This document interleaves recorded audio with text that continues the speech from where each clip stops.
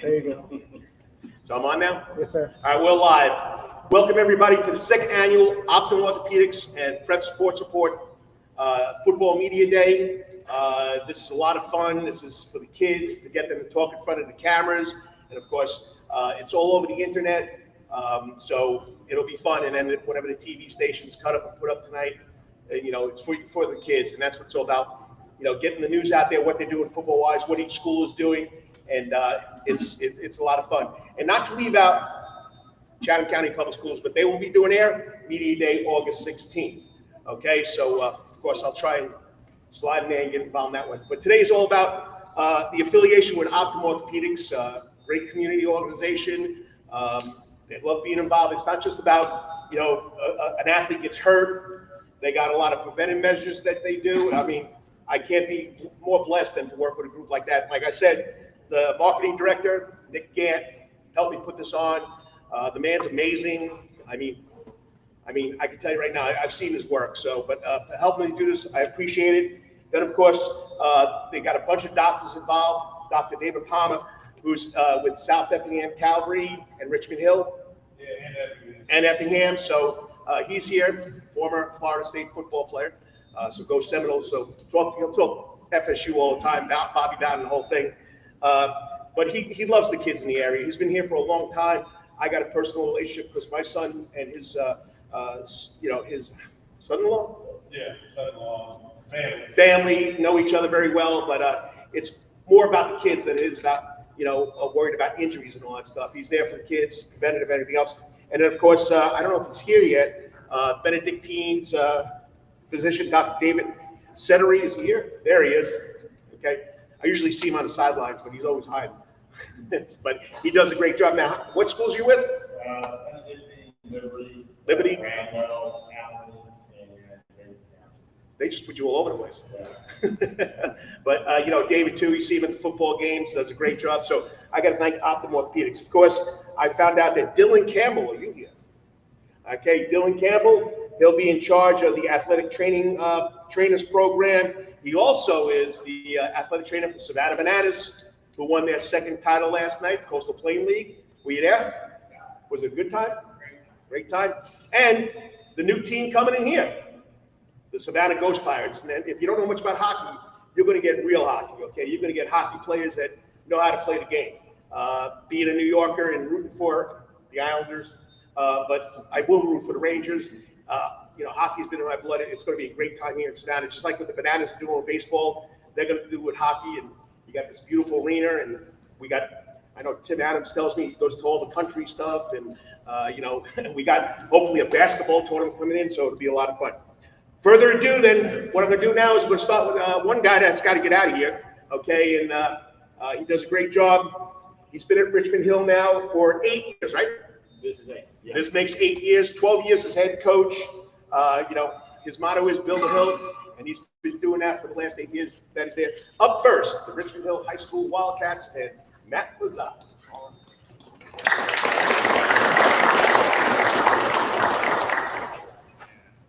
You want to click that some shit?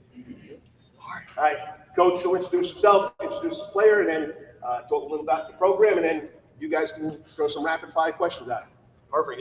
Matt Lazar, Richmond Hill High School, here with Rayvon Grant, receiver DB, senior for our team, great leader, sets a great example, playing a special season this year, coming off an injury in the springtime. But we're the Wildcats. We've had a tremendous offseason, very young group of guys that are coming back and returning, and eager to go get after it. So we've been working really hard. We've been sitting at about 96% of our team attendance daily during the summertime, and our guys really put in a lot of work, putting a special product together that in a special time for our program. We're rapidly growing, entering into a new region, a new style of play, new opponents on the schedule. That is going to be very exciting for our players and our fans alike. And so it's a unique opportunity, unique experience, playing against some of the best competition in the country, and we're looking forward to it. With the move up to Class 7A, I mean, these are a bunch of opponents that you probably haven't seen a lot of before, a lot of travel. You know, how are the guys adjusting to it so far? Well, we've taken down 2 of the 4 already. So, we got 2 left to go get. So, we're excited about the opportunity, excited about the week in, week out competition. Our non-region schedule is a bear, playing against some very good teams, and in hopes to prepare us for the long haul, the last four games of the season. One of those wins was against Camden a couple years ago, right? Correct. And what was the other? Valdosta. Okay. What do you think that experience in those were then non-region games? How's that going to help you heading into this rugged schedule? Well, 5-6 years ago, we saw the growth. I think our student population's increased by 700 or so since I've been there. And so seeing the growth, we knew that it was ultimately going to happen. And so everything that we've done over those years has been geared towards the transition to playing in the highest classification in Region 1. And so everything that we've done with the scheduling opponents, hitting the road, with the travel, has been geared towards preparing and making sure that we're ready to go when the time comes. Rayvon, talk about some of the strides that you made over the summer. What were the biggest focuses for you in terms of things to improve on? First of all, being healthy, I'm coming back from my injury, but just playing well, coming back to how I used to be. Yeah, Rayvon had a foot injury in the springtime, and was able to start off slow, but man, when he got back on it, I mean, it was like he never missed a beat. Yeah, what did it feel like to get back on the field? It felt fun. I was excited to come back to play the game I love. So yeah. Yeah. When you both look at the offense, who are some guys that were maybe under the radar, maybe didn't get on the field a lot last year that you think are sort of primed for a breakout season? This question is to both of you. I mean, we've got. A lot of them played, honestly, and they played really young. And you can talk about some of your guys, but I think most importantly is finding creative ways to get this guy the ball. And he's a special player with a special talent and ability. Our quarterback Ty Goldrick does a great job of distributing the ball to all of our playmakers. And we've had some guys step up and have tremendous off seasons. I think one of the guys that's had the biggest off season is a receiver, Mason Wilcox, who's done a tremendous job of and he really thrived with Rayvon out, really stepped up to the plate, and now we can't take him off the field because he's producing so well. Like Coach Zot said, Mason Wilcox, he stepped up to the plate when I was gone. So yeah. On defense, looking at you guys specifically during our game of the week last year, I remember the pass rush was really getting after it, more so than just about more so than a lot of other schools I've seen. What is your pass rush philosophy, and why do you think it led to success, particularly down the stretch last year? Well, I've got a tremendous defensive line coach in Coach Chad Bland, and he does a great job with those guys, fundamentally sound, and the big thing with it is just the engagement with our guys, and it's just like tackling. If you want to be good at it, you got to go hard, and our guys play really hard, and they get after it.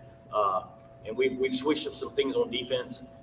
You look up on our board, and essentially in our starters, we have one senior starter on the team as of right now, and so a lot of young guys playing major roles, and they're really thriving, and we look to capitalize on some of those successes from last year. All right, we got about 2 minutes left here. We're going to try and keep each team to 10 minutes, and I know you got to get out of here. So this is for Mr. Grant, okay? Everybody's talking to you coaches about this new region, this new classification. What are the guys talking about? How are they looking at it? Good. We think we're going to play well, compete. We do think it is a good region. They're 7A, but we're going to compete. And how about going back-to-back to Lowndes and then Titletown, Valdosta? It's more competition. Any of you guys and girls got a question for Richmond Hill? I got one last question. You see Richmond Hill grads thriving on Saturdays all over the place. I know Britton Williams, rookie, Bedgood showing out. How does it make both of you feel to see guys that you coach that maybe you knew showing out like that on Saturdays? No, it's great, and even talking with those guys' coaches about the role that they play, and we're excited about those guys and the seasons that they're going to have, and hearing their college coaches talk about them and about the guys that they are really says a lot about those guys, and makes us really proud that they rolled through Richmond Hill on the way there. And so, they're setting a great example. They stay in contact with us and with these guys and they're watching on Friday nights ready to go. So it's extremely prideful group of guys, and we're proud of what they do on Saturdays. Yeah, do you have Okay, I was thinking, sir. But yeah, I did play with them a couple seasons ago, so I did learn a lot, and it's just like I like seeing them how they play in college. So that's fine. Anything else? All right, I'm good. Richmond Hill Wildcats, good luck. All right. Build the hill. Build the hill. Thank you so much, guys. Great job. All right, next up, because I know he's got to get out of here. He's got to go. This is the one of the elder statesmen. Not yet, young guy. Okay. 31 seasons coaching high school football. 16 at Toombs, 14 at Calvary, 1 at Swainsboro. I mean, I'm lucky enough to have one of my sons play for him. You couldn't play for a more dedicated man, Christian man, and his coaching staff. And the other guy that he played for now is over at BC, Danny Britt. So I've watched these two guys coach. And if I had another son or grandson or someone that's going to play football and want to learn things about life, this is one man I would love my son to play with. He does a great job, and we know all about him. And I'm glad he's back in Savannah instead of going home to Swainsboro. And that's, of course, Coach Mark Stroud.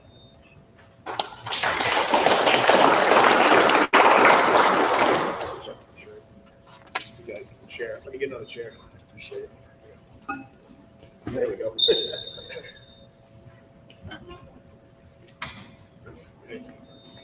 Yeah, just hand that mic back and forth to each other. Don't touch these. Okay. Small ones.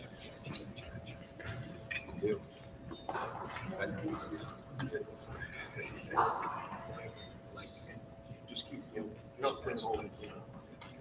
It's your show, sir. Mark Stroud, head coach at Calvary Day School. We have with us today Troy Ford right here. Troy is at least a 3-year starter, maybe a 4-year starter for us. He plays on both sides of the ball. We bring the Mike linebacker this year. He's been a defensive lineman, edge guy for us. He plays some outside linebacker. He's at Mike this year. And plays some tight end, some H-back stuff for us on offense. Just a phenomenal player. He's been committed to UCF. And, he's just a guy that has a tremendous motor. Just what you're looking for in a player, just all out, every play. He's the kind of guy he didn't go to a combine to get an offer, but he gets an offer from this film because he's just that kind of motor, that kind of player. So we're thankful to have him. And Jaden Scott right here beside him plays center for us, an offensive lineman, 3 or 4-year starter as well, and just one of the better offensive linemen I've ever been associated with. And the defense is constantly trying to get him over there, but you know how important the center is. We're trying to hold him back a little bit, but he'll probably play on both sides of the ball for us this coming year. But he is just a force as an offensive lineman. So we're thankful to have these two guys. They're here sitting here today because they represent all the things we're looking for in a player. They practice hard. Their teammates love them. They're great leaders, and they play the game really, really hard too. They're all-out effort guys, and that's what to me makes a football player. And that's just thankful to have these two guys. They're special. It's up to the media. You're up. Coach, we talked about this in practice earlier, but you got so many great players with offers. How do you deal with that as a coach with all the recruiting, being under the recruiting spotlight with that, trying to keep the kids focused, I guess? Yeah, I mean, it's certainly a challenge to some degree just because it can be very distracting for the kids, just getting so much, recruiters find a way to talk to the kids and just keeping them kind of, not letting that overwhelm them, I think is really important. I think most of our guys handle it pretty well. But I think the challenge for us is we just got to be completely focused on team goals. I mean, what team stats, team goals. I mean, we say over and over again, it doesn't really matter, who gets the credit as long as the job gets done. That's kind of our mantra. And, for me, once we get started, I don't look at Troy as a UCF guy. I look at him as a Calvary Day guy. Yeah. And, so I just, don't think that way about our kids. And so we're just going to try to be as good as we can and keep distractions down.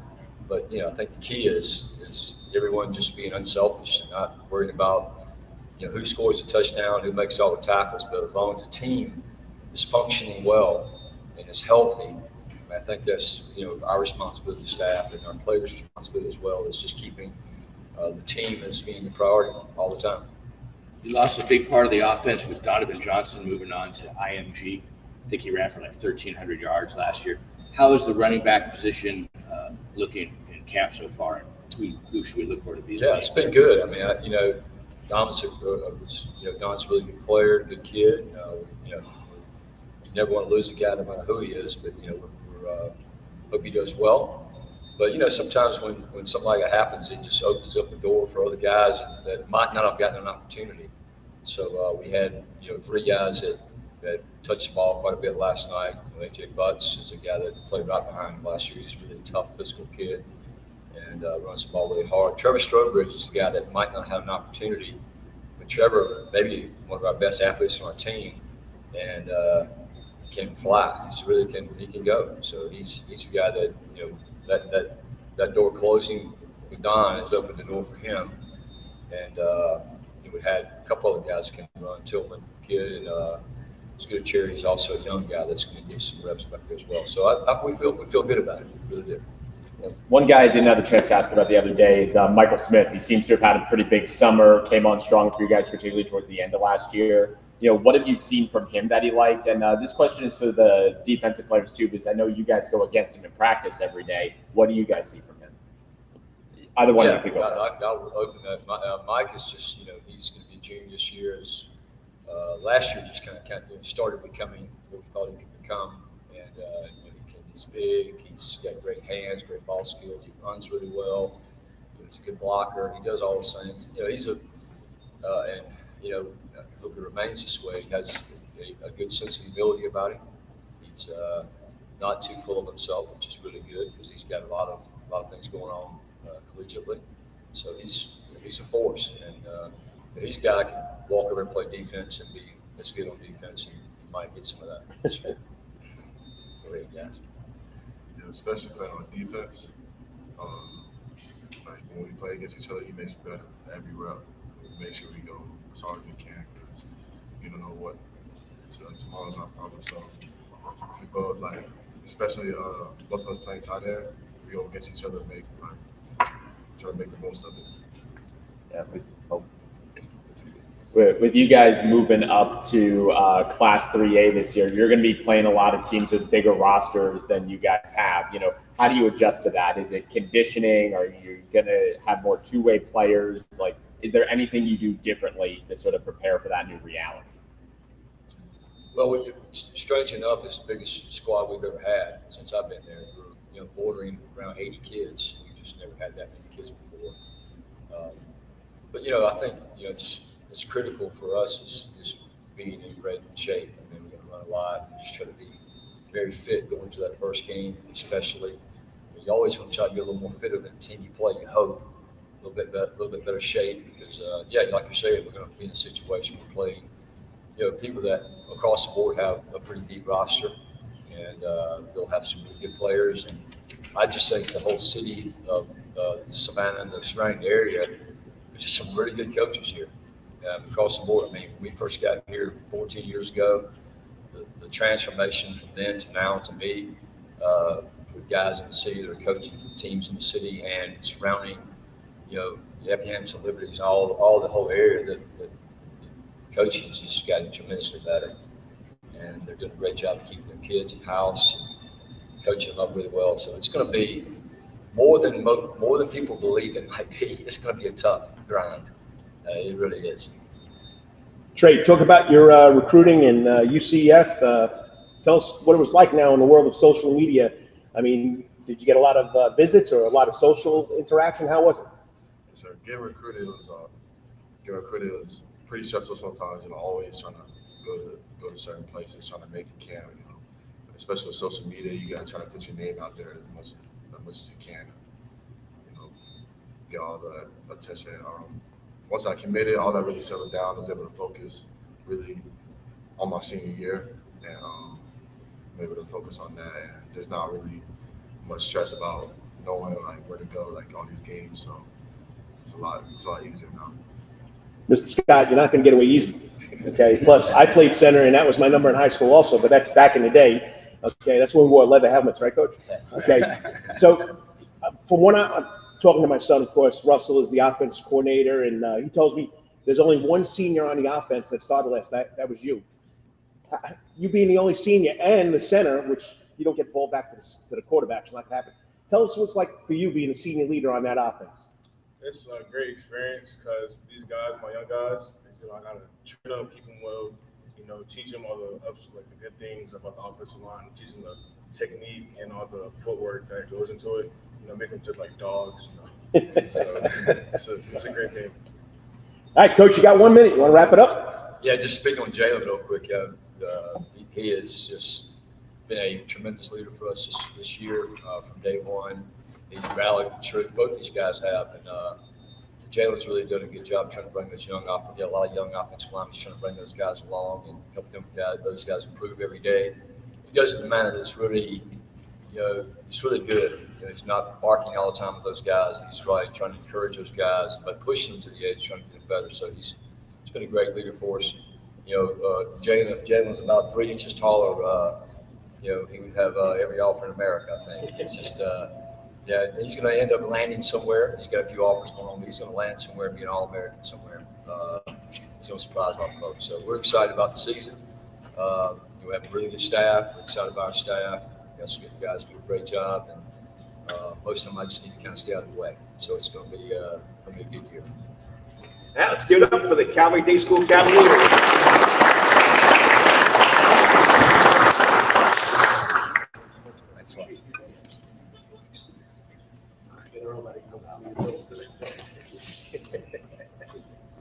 All right, like I said, we're going to go. Good job, guys. Okay, we're going to go down to the bottom because this team went last year. New man on the block comes over with a little BC experience, but he's also been a head coach out at Heritage High School. All right, is it Heritage Academy? Heritage School up in Noonan, Georgia, wherever that is. Okay, next up, St. Andrew's School. Saints, come on, guys.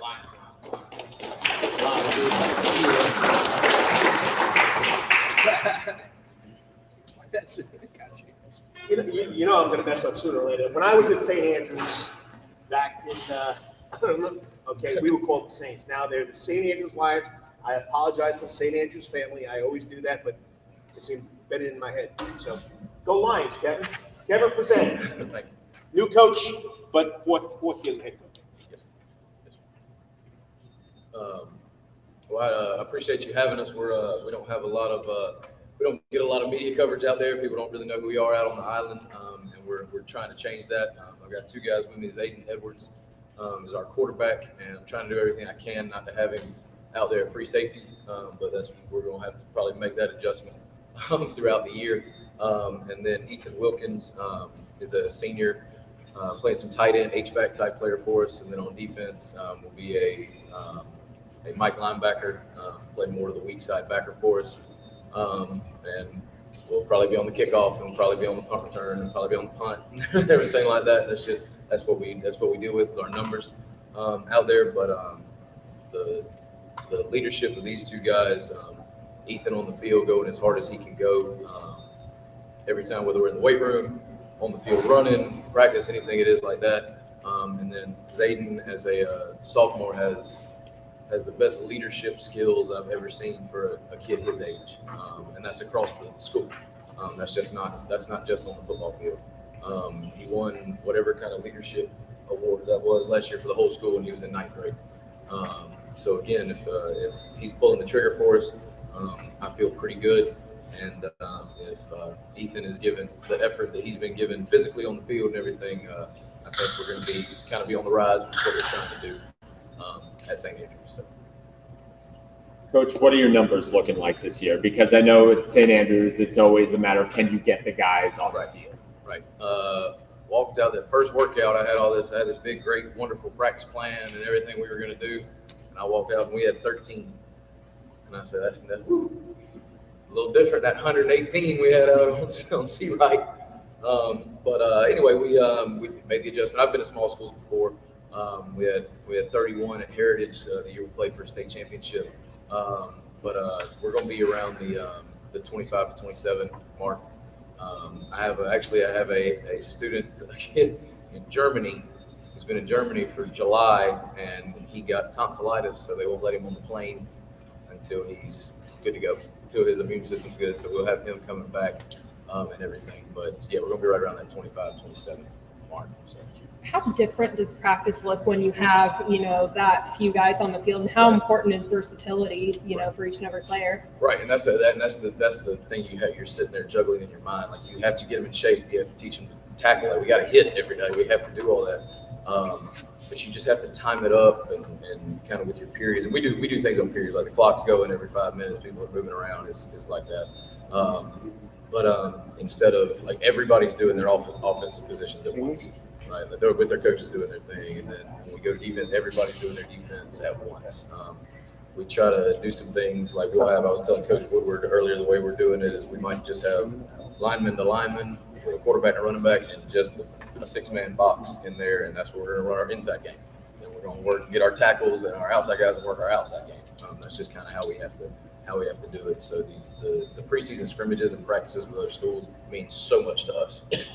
Because last night we had a practice with Robert Toombs and the Lions, and it was so good for us to be able to work with more kids and to be able to see like another group's number ones, right, and everything. But the conditioning part, nothing similar. I don't care what anybody says. We can, like Coach Stroud was just talking about being in better shape, being fit and everything.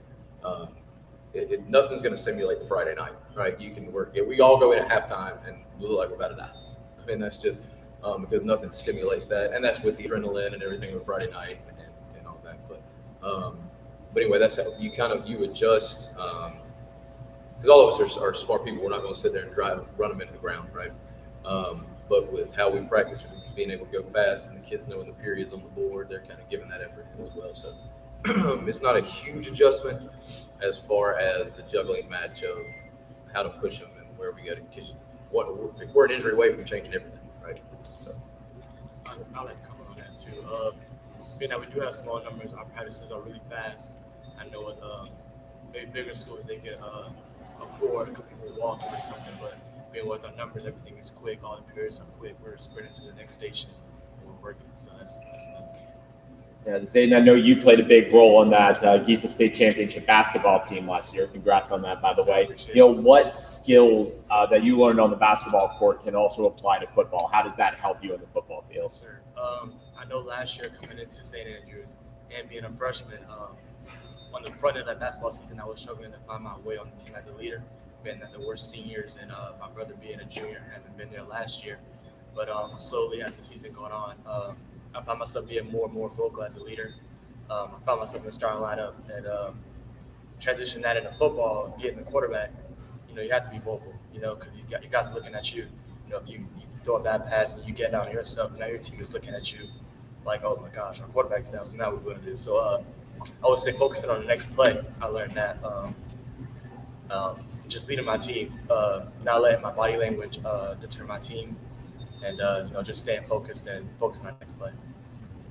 Ethan, is there a particular game? I know it's one game at a time. Your next one's the most important. But that being said, is there one on the schedule that everybody around the team is particularly excited about? And if so, what would that game be? I think we're excited about our first game, Thomas Jefferson.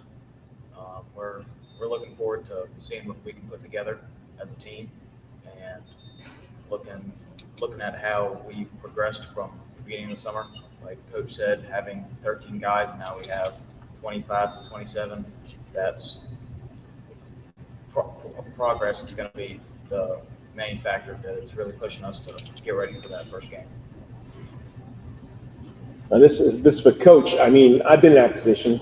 I got to St. Andrews the year before. They had 35 guys. I got there was 15 guys. So I had 2 more guys than you did. So it takes a lot. But so you got a lot of guys, different, like Ethan's playing tight end, linebacker, quarterback, probably defensive back. How are you platooning these guys? You can't even platoon. How are you guys getting these ready for all these positions? Right. And the way we do it, we're pushing really fast. We've gotten kind of creative in the way we're calling plays. It's kind of different than I have before, with some groupings and everything, but it's getting them reps constantly. When we're individual, like we have 10 minutes of individual time. For the first 5, we'll have a kid at receiver, and then I'll send him over with running backs and things like that.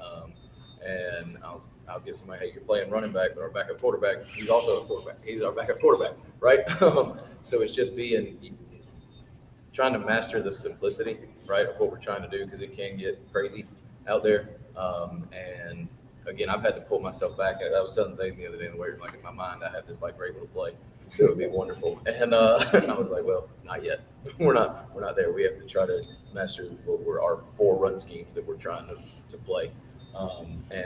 Defensively, we have to be able to at least line up. I've got the smartest kid on my team playing middle linebacker. I don't care how good he is at it, but he's playing middle linebacker because if we're lined up right, we at least have a chance. So that's why I've got him there, kind of handling everything like that. But again, it's not as crazy and hard as a lot of people would think about learning different things if you figure out how to make it simple. Like I constantly am asking them, what do y'all want to call this? Right? Like you tell me, it doesn't matter if I know, right? Right. And I'll say, what do y'all want to say this? Like, do y'all even want it? Is this worth doing right here? Should we even do that? Should we call this player and everything like that? And again, this young man right here to my left is real quick to tell me if he doesn't like it. So, and question it. Not a disrespectful way or anything like that. Right.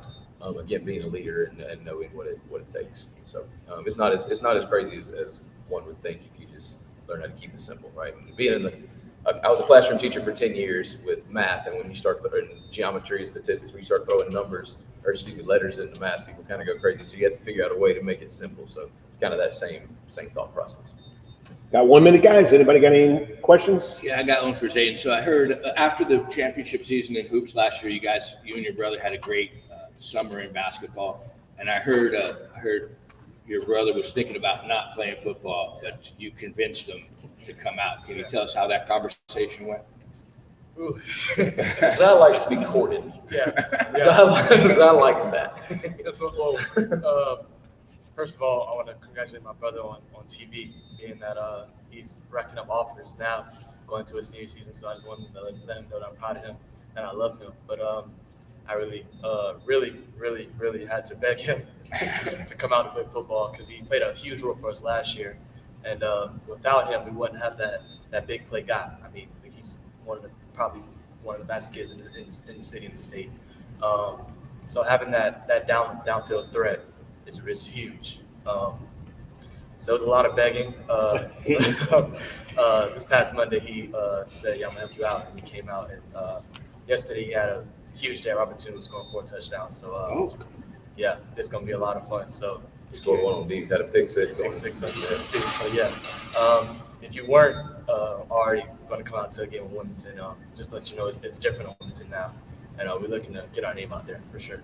So you cleaned his car, washed his clothes. Is that was part of the deal? He came to somewhere. He would come to workouts throughout the summer, and then we'd go to football and he'd go to the gym. Yeah. But yeah, we did have a good night last night. Like it was awesome. The scrimmage. Zayden actually threw a 40-yard touchdown to Ethan last night. So it was just good for us to see other people, like to see other guys, number ones, going at us, because you can imagine the scout team and everything.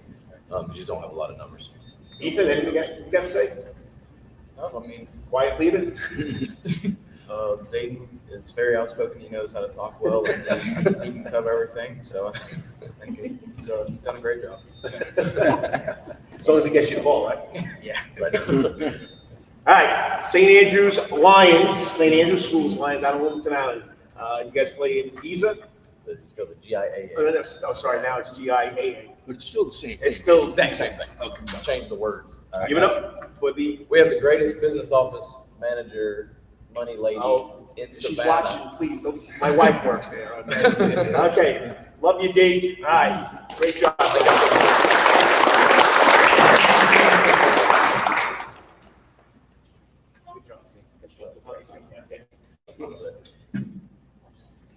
Taking another one? Okay. All right. So now we go back to the top on the top of my list, and he's been standing for a long time. He's on the injured list. I can't call him the disabled list, but does a great job. I remember the first season, they were 4-5. They were at Groves High School, and coming off a 0-10 season, and he needed a field goal, and He got the field goal, and ever since then, this program has risen, whatever it is. You guys, what's the word? Risen. There you go. So back to the top. So he does a great job. Like I said, my younger son played for him at Calvary. He's a player's coach, but they know when this man speaks, he means it, and they do it. Defending state champions, Benedictine Military School, Cadets. Danny Brick.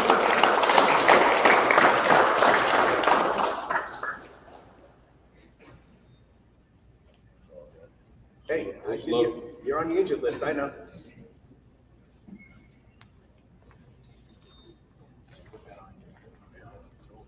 You okay with this? Yeah. All right. Just share that back and forth after you want to be not all the way. Back to this.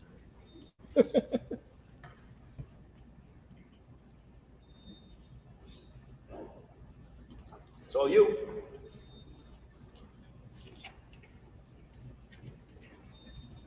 All right. Obviously, we're very excited about this year, about what we're doing. Before you ask it, I'll go ahead and tell you the goal is not repeating. We don't even talk about that. In fact, I tell the coaches, don't wear your rings around unless it's this type of event. That year's gone. Most of those players are gone. This is a new team, and we're working very hard to be the best we can be right now, and working very hard to get ready for our scrimmage next week versus Toombs. Our first game versus Keaton. So if you focus on anything past that, in my opinion, in my experience, you fail. So that's what we're working on, and these guys have worked really, really hard throughout this past year, along with the other 100 plus cadets that are putting in the time and have worked really hard and really fast all summer in this preseason so far. So very excited, and obviously I have Luke Promenhawk here with me as our quarterback. He's done a great job, did a great job last year as a strong safety and receiver. And I just want to mention him publicly here to be able to do that in this day and time, in the transfer portal, everybody in the world calling, all the trainers and uncles and all that stuff calling, saying, hey, you can come start here and then transfer back as quarterback, because he is a Division I quarterback. And he said, no, I want to stay here and win a championship. And that's unique, that's special, that shows character. And boy, did he ever. He played strong safety and receiver for us, and just had an incredible season. We wouldn't have won it without him. And of course, Bryan over here, who has committed to Minnesota, had an incredible career for us, which I fully anticipated when he got here to BC. And such a special athlete, can do so many things, offensively, defensively, return game. And what most people don't know, he's probably one of the nicest young men you'll ever meet. Thanks to Dooley, who everybody knows, and his family that's done a great job of raising him. So, we're very excited. His real name is Anthony. I just found that out. I've known him for 8 years, and I didn't know. No, I knew that, but nobody calls him Anthony. But very excited about this year. Very excited about what's coming. Anxious to see how we can handle ourselves, because we're replacing the entire offensive line, which is very difficult. And we've got about 12 guys vying for those spots, and they've been battling very hard. And Coach Coleman, one of my assistant head coaches, does a great job with that position. It could be midway through the season, and before we've established that, and which isn't necessarily great news for this guy right here, but he's the type of guy that can handle it very well. Obviously, I mentioned what we've got coming in the next couple of weeks, and then we make a trip to Miami to play Christopher Columbus.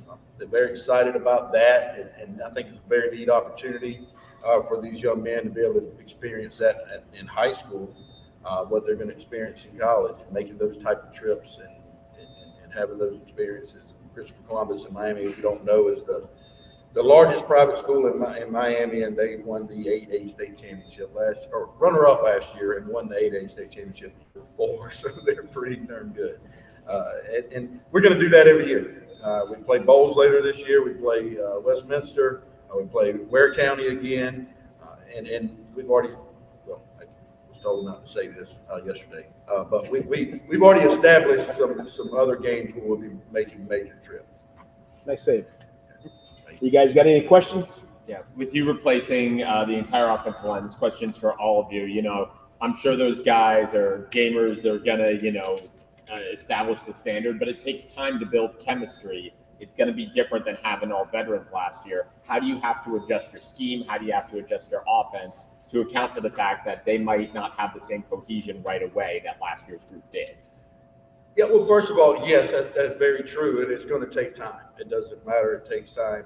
And I said this at our alumni function 2 nights ago. We could be midway through the season and be 2-3, and which is not acceptable around here, but it could be 2-3 and still make a run for a championship. That's where we're at. That's the level we're playing. One, as far as the offensive line replacing those, his skill set, Luke's skill set will help with that because he can run. He can really run, and I think his mindset, because he loves contact. He loves to run. He wants to compete. It doesn't matter, and he's not the type that's going to get frustrated if he gets sacked. He's not going to all of a sudden start yelling at the offensive line. He's just going to next play, and I've seen it in everything he's done.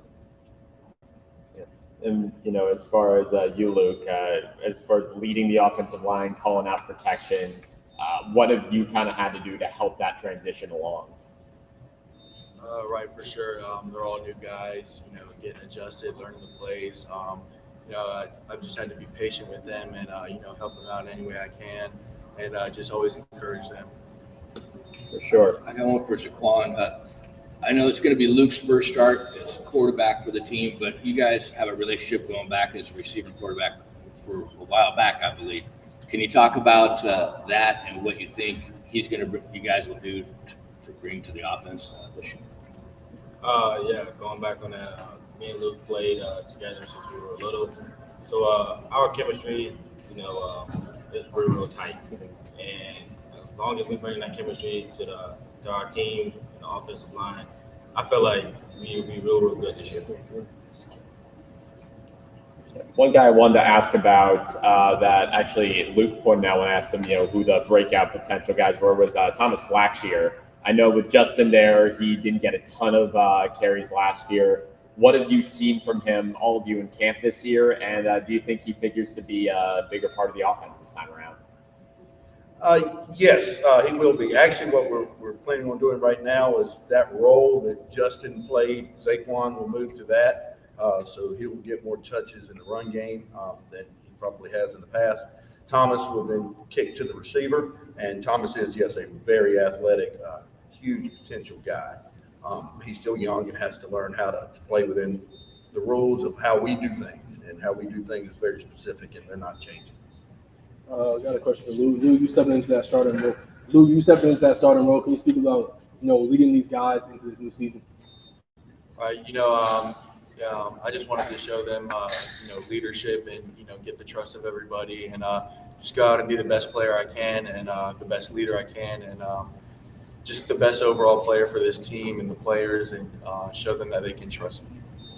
I got a question, and I got one for Zaquan too, but for you, you play with your brother now. Your brother's not going to be there. What's that going to be like? Yes, sir. It's a bittersweet moment.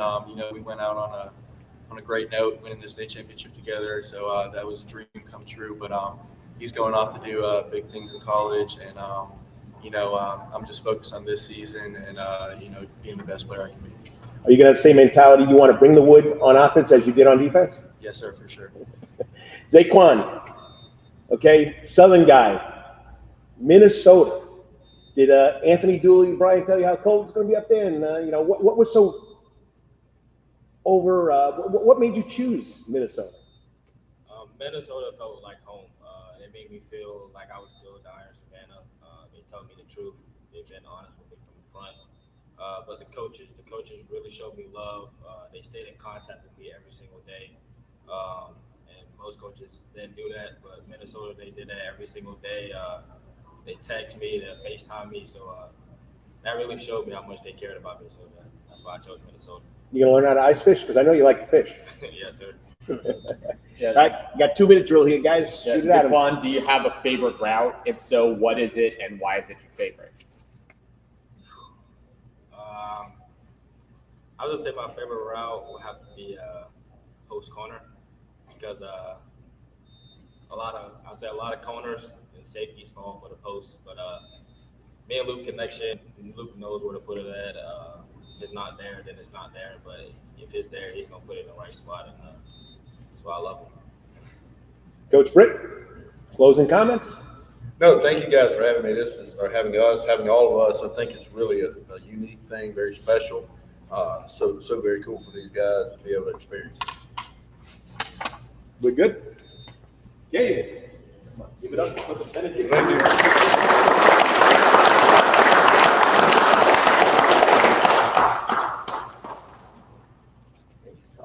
Get a little signal interference on my mic. Mind if I just hardwire it into the camera real quick? It'll take like 45 seconds. That's fine. Awesome. Thank you so much. Appreciate it.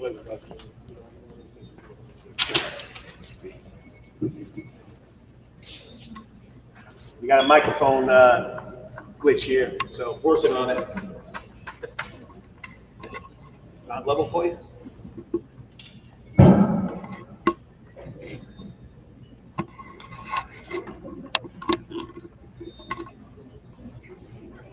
Yep, got it.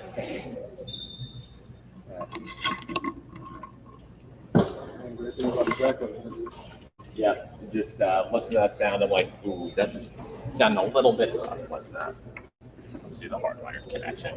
Apologize if this cord is a mess. We'll fix that after media day. Fix it in post. Exactly. Yeah, that's why they pay us the big bucks, you know.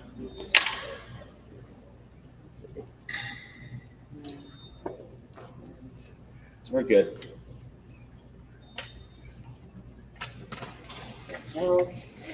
That is in. All right. Perfect. Check. 1, 2, 3, check. Awesome. Good.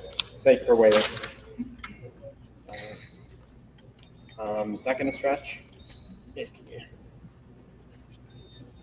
Cool. This one, right, go through. Yeah. Doesn't need to be fully uncoiled, just enough. I don't think we're gonna get enough. Let's All right, drop. Let's see. try that.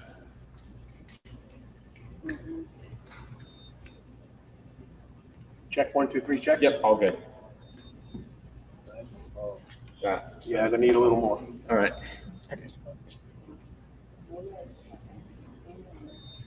Sorry about this, guys. That's all right. Sometimes wireless doesn't work.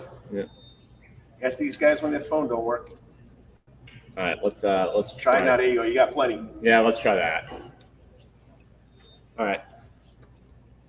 All right, we can do before I introduce the next team, I got 2 guys I'd like to come up and say something about Optim Orthopedics and what they do and what this means to them. Of course, Benedictine, Bacon County, Appling County, Bradwell, and where? Liberty. Okay, Dr. David Cenary and the new athletic training program director, Dylan Campbell. Come on up. Give him a hand.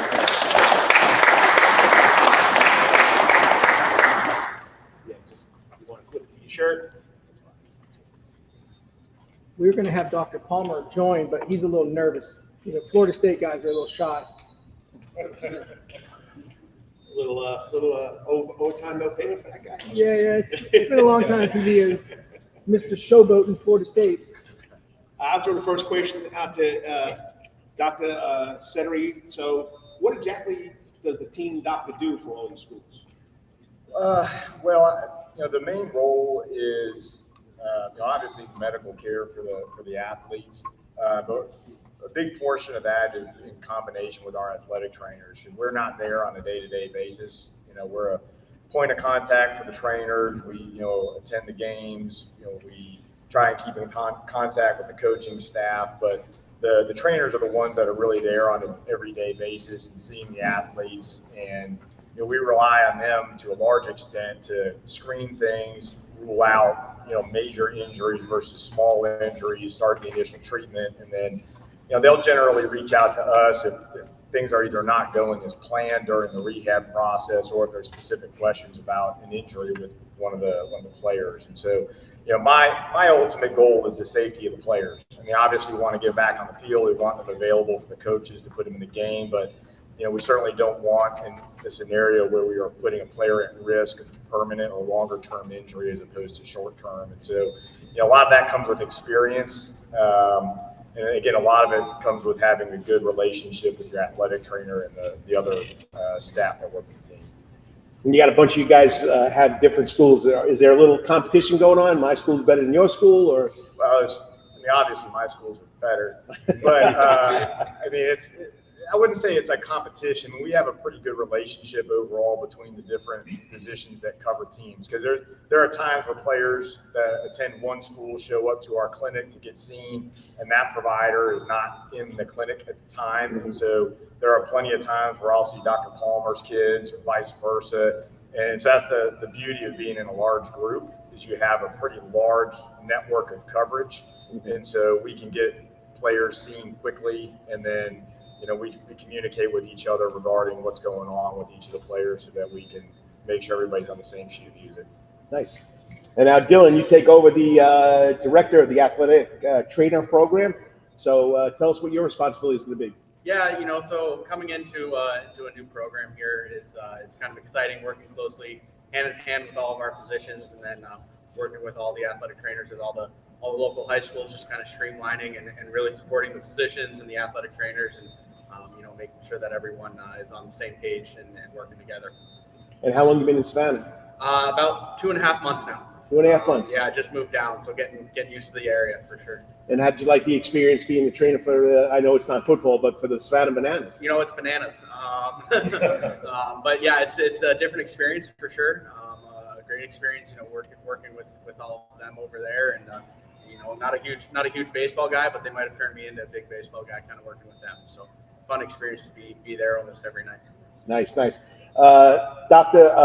Cenary, okay, so as far as injuries, tell us about how Optim Orthopedics preaches preventative philosophy and training or techniques. So obviously the goal, we like taking care of injuries when they occur. Obviously, right? That's kind of our job. But the goal is to try to prevent injuries when possible. And so before the season, we have discussions with our athletic trainers.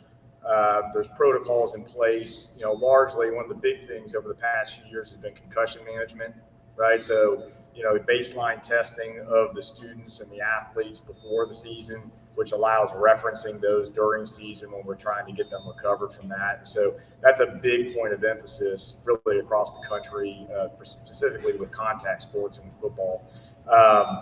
And then, just the trainers got things pretty much dialed in as far as like your cramping prevention and sort of the stretching and conditioning. And so it's all part of a big team effort for each of the schools to try to keep all the athletes as healthy as possible. But, for us, the big thing, I think it takes the most coordination and sort of decision making a lot is the concussion protocols, because there's not like a defined, like if this, then this. A lot of it is more of a feel and having, kind of a set program for rehabbing those, because you can have one concussion that takes 3-4 days and they're back non-symptomatic, and you have other patients who take 3-4 weeks and it's the same sort of injury. And so it's not kind of a one size fits all sort of plan.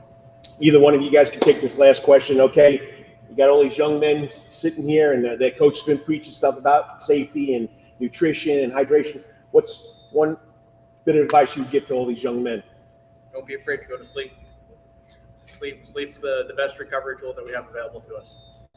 So always prioritize sleep over everything. Yeah, I guess mine would be just from a day-to-day thing, especially in the hot summer, is hydration issues and staying up with the electrolyte intake and things. We see a lot of cramps early in the year, and I think part of that has to do with just not being used to certain activities. But the other portion of it is diet. So if you're sucking down soda all week and then come Friday night you come out to play and you're cramping up, it's probably no wonder that you're doing that because you haven't been staying on the rest of the week. But again, most of our trainers are pretty on the ball with keeping on the players with that. Any coaches, any players got a question for the doctor and the athletic trainer? All right. Anything else you got to say, Coach? Nope. We're excited about the hockey team being here. So I'm the team physician for the hockey team. I heard you did some with the Rangers. Yeah. So this is going to be a really good year. I think it'll be a big plus for just the city as a whole. Having that as something for entertainment, and I think it's going to be really high quality hockey too. We're a farm system, a farm team for the Golden Knights in Vegas, so I'm pretty excited. Sounds good. When they're not playing the Islands, I do put on red and white. That's right. All right, give it up for Dr. Cenary and Mr. Campbell.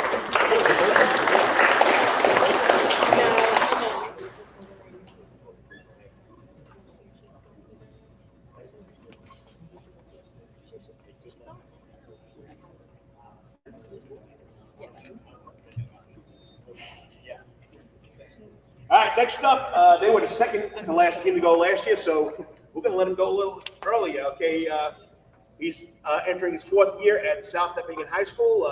Does a great job. Mustangs are always in the game, even though people count them out. They're always in it. They always fight to the end. Head coach Nate Clark.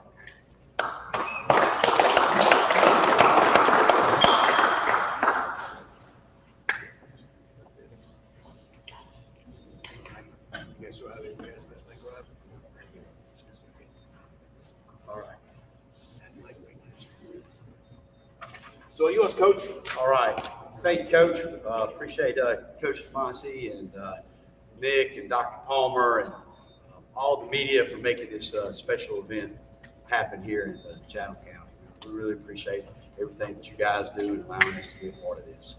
We're really excited about this upcoming season. I'm probably more excited about this year than I've been in a very, very, very long time. We have 20 guys returning this season that had started at some point in time over the last 2 years. So we have a very experienced football team coming back and a great group of senior leaders, and 2 of them right here doing a fantastic job. They both play on the defense side of the ball. We have Jaden Sanders, who plays DB, and William Christmas, who's a linebacker for us, 2 of our better leaders on the football team. They work extremely hard every day. William finished 2nd in our lift-a-thon combine that we had last Saturday, and did a great job for the team up there in every single category of everything that we do. And they both bring it every day to the practice field, and we've done they've had a tremendous week of practice and are working really hard, and very excited about this upcoming season and what we have going on. Next Friday night, we have a scrimmage game at Southeast Bullock High School, and then we open up the following week at Vidalia. So really, really excited for this upcoming season and see what we can do. Coach, what's your offense going to be looking like this year? Who's going to be the starting quarterback? Well, we're a very multiple style of offense, line up in a lot of different personnel packages and formations. Like to spread the ball around to a bunch of different guys. Right now, we have 2 guys that we're repping. Neither one of them has separated themselves to be the starting quarterback, Keaton and Aubrey Heath. Both of them started games last year at quarterback, and as sophomores, they're both juniors, so they have returning experience. But at the same time, we're going to scrimmage this upcoming week. One of them's going to play the first 2 series. The next one's going to play the next 2 series. And then after that, we're going to go with the guy that's generated the most success throughout the first 4 series of the ballgame. And, but there's still not, until one of them actually takes it and separates himself, that's how we're going to play it until we figure out who the leader of the team is at quarterback. For all the guys, I was over at Effingham County yesterday and asked them about the rivalry with y'all and what that means to them. So I think it's fair that I posed the same question to you guys. What does the rivalry with Effingham County mean to all of you? Well, I'll let Jaden answer that one right there a little bit. Jaden's I mean, it means a lot to everybody in the whole county. Everyone wants to compete, battle. The best team wins. It's blood, sweat, and tear that goes into it. I feel like that's like the playoffs.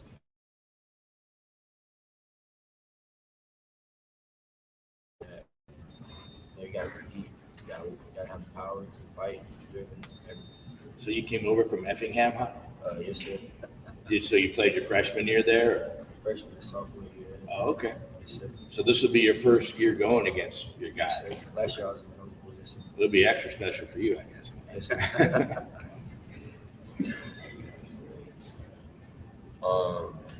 You know, it's a very like highly emotional game because like every year we go in, like it's all about beating our rivals, beating the other person across from us, across the county. You know? It's a lot of tension in that county. We're just grinding every day just to meet these guys and be with them.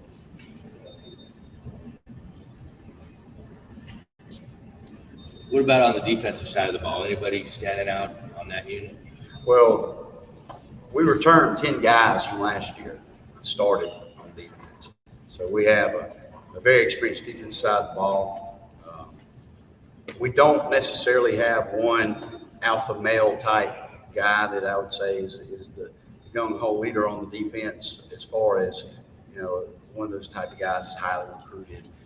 You know, he's going to be an all-region type player. But we have a bunch of guys that bonded well together. So defensive line-wise, we really have 7 guys. 8, we have another guy, but really I'd say 7 guys that rotate in constantly. One I was playing both sides of the football, but 6 guys are primarily just playing defensive line that just constantly rotate in, and they all are about the exact same. Neither one, they all have the strengths and weaknesses, but nobody's you know, so much better than the other. But that's a good thing that we have some depth there, defensive line. We have 4 guys at linebacker that we feel very confident rotating in. Obviously, William and Keaton Williams, they started last year for us. Now, Williams started outside. Hakeem started inside. We do lose Lewis Hicks, who's our leading tackler from last year. But we moved William inside, and we have 2 other guys, Chase Whittle and Enrique Santana. We feel very confident putting them in to play linebacker. We have a 4-man rotation outside backer that we feel very confident about as well. And in the secondary, we have 5 or 6 guys that they can play. We have basically everybody coming back, and plus Jay, who didn't play last year, that we feel confident. You know, he's the type of guy stepping in play. Well, either one of you can ask the question, Jaden or William. You know, senior, right? Senior. What, as being the seniors on the team, what are you preaching to the younger guys about this being your last year and what it means to get South Effingham back on that playoff road? Just, you know, gotta, like Coach Clark said before, we gotta be right, gotta build the culture up. Starts now, so set the tone for the younger guys coming up. So if we start winning now, next year they can take the mantle, keep building up and all that, and you know, get it right for Coach Clark and everybody else, the rest of the coaches, because we want to do it for them, we want to do it for us, the fans, because they need. It's time for change. So this is the year.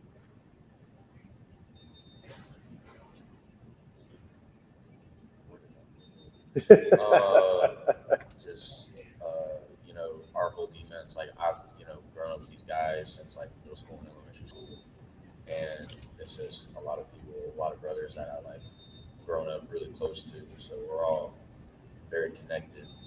And it's looking a lot better. We have a lot of juniors and seniors on that defense, and it's looking a lot bigger, looking a lot scarier than we used to. It's sort of reminded me of like the 2019 team that we had when we were great. We went to the playoffs, we were pretty stacked. So it's just giving me good vibes, confidence. About a minute to go, guys. Anybody else have a question? Everybody's good? All right, so let's give it up for the South Effingham High School.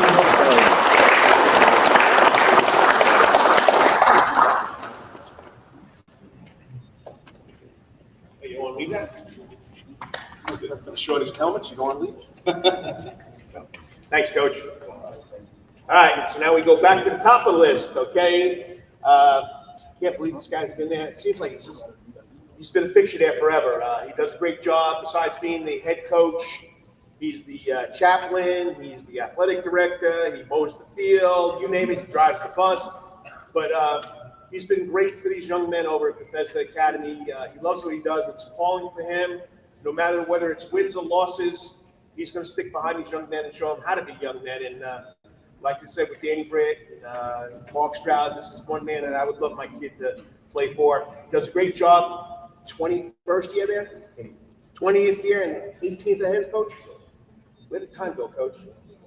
Bethesda Academy Blazers, Antoine Turner.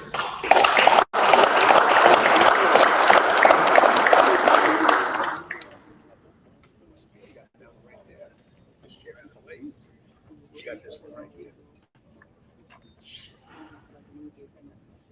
Please, easy.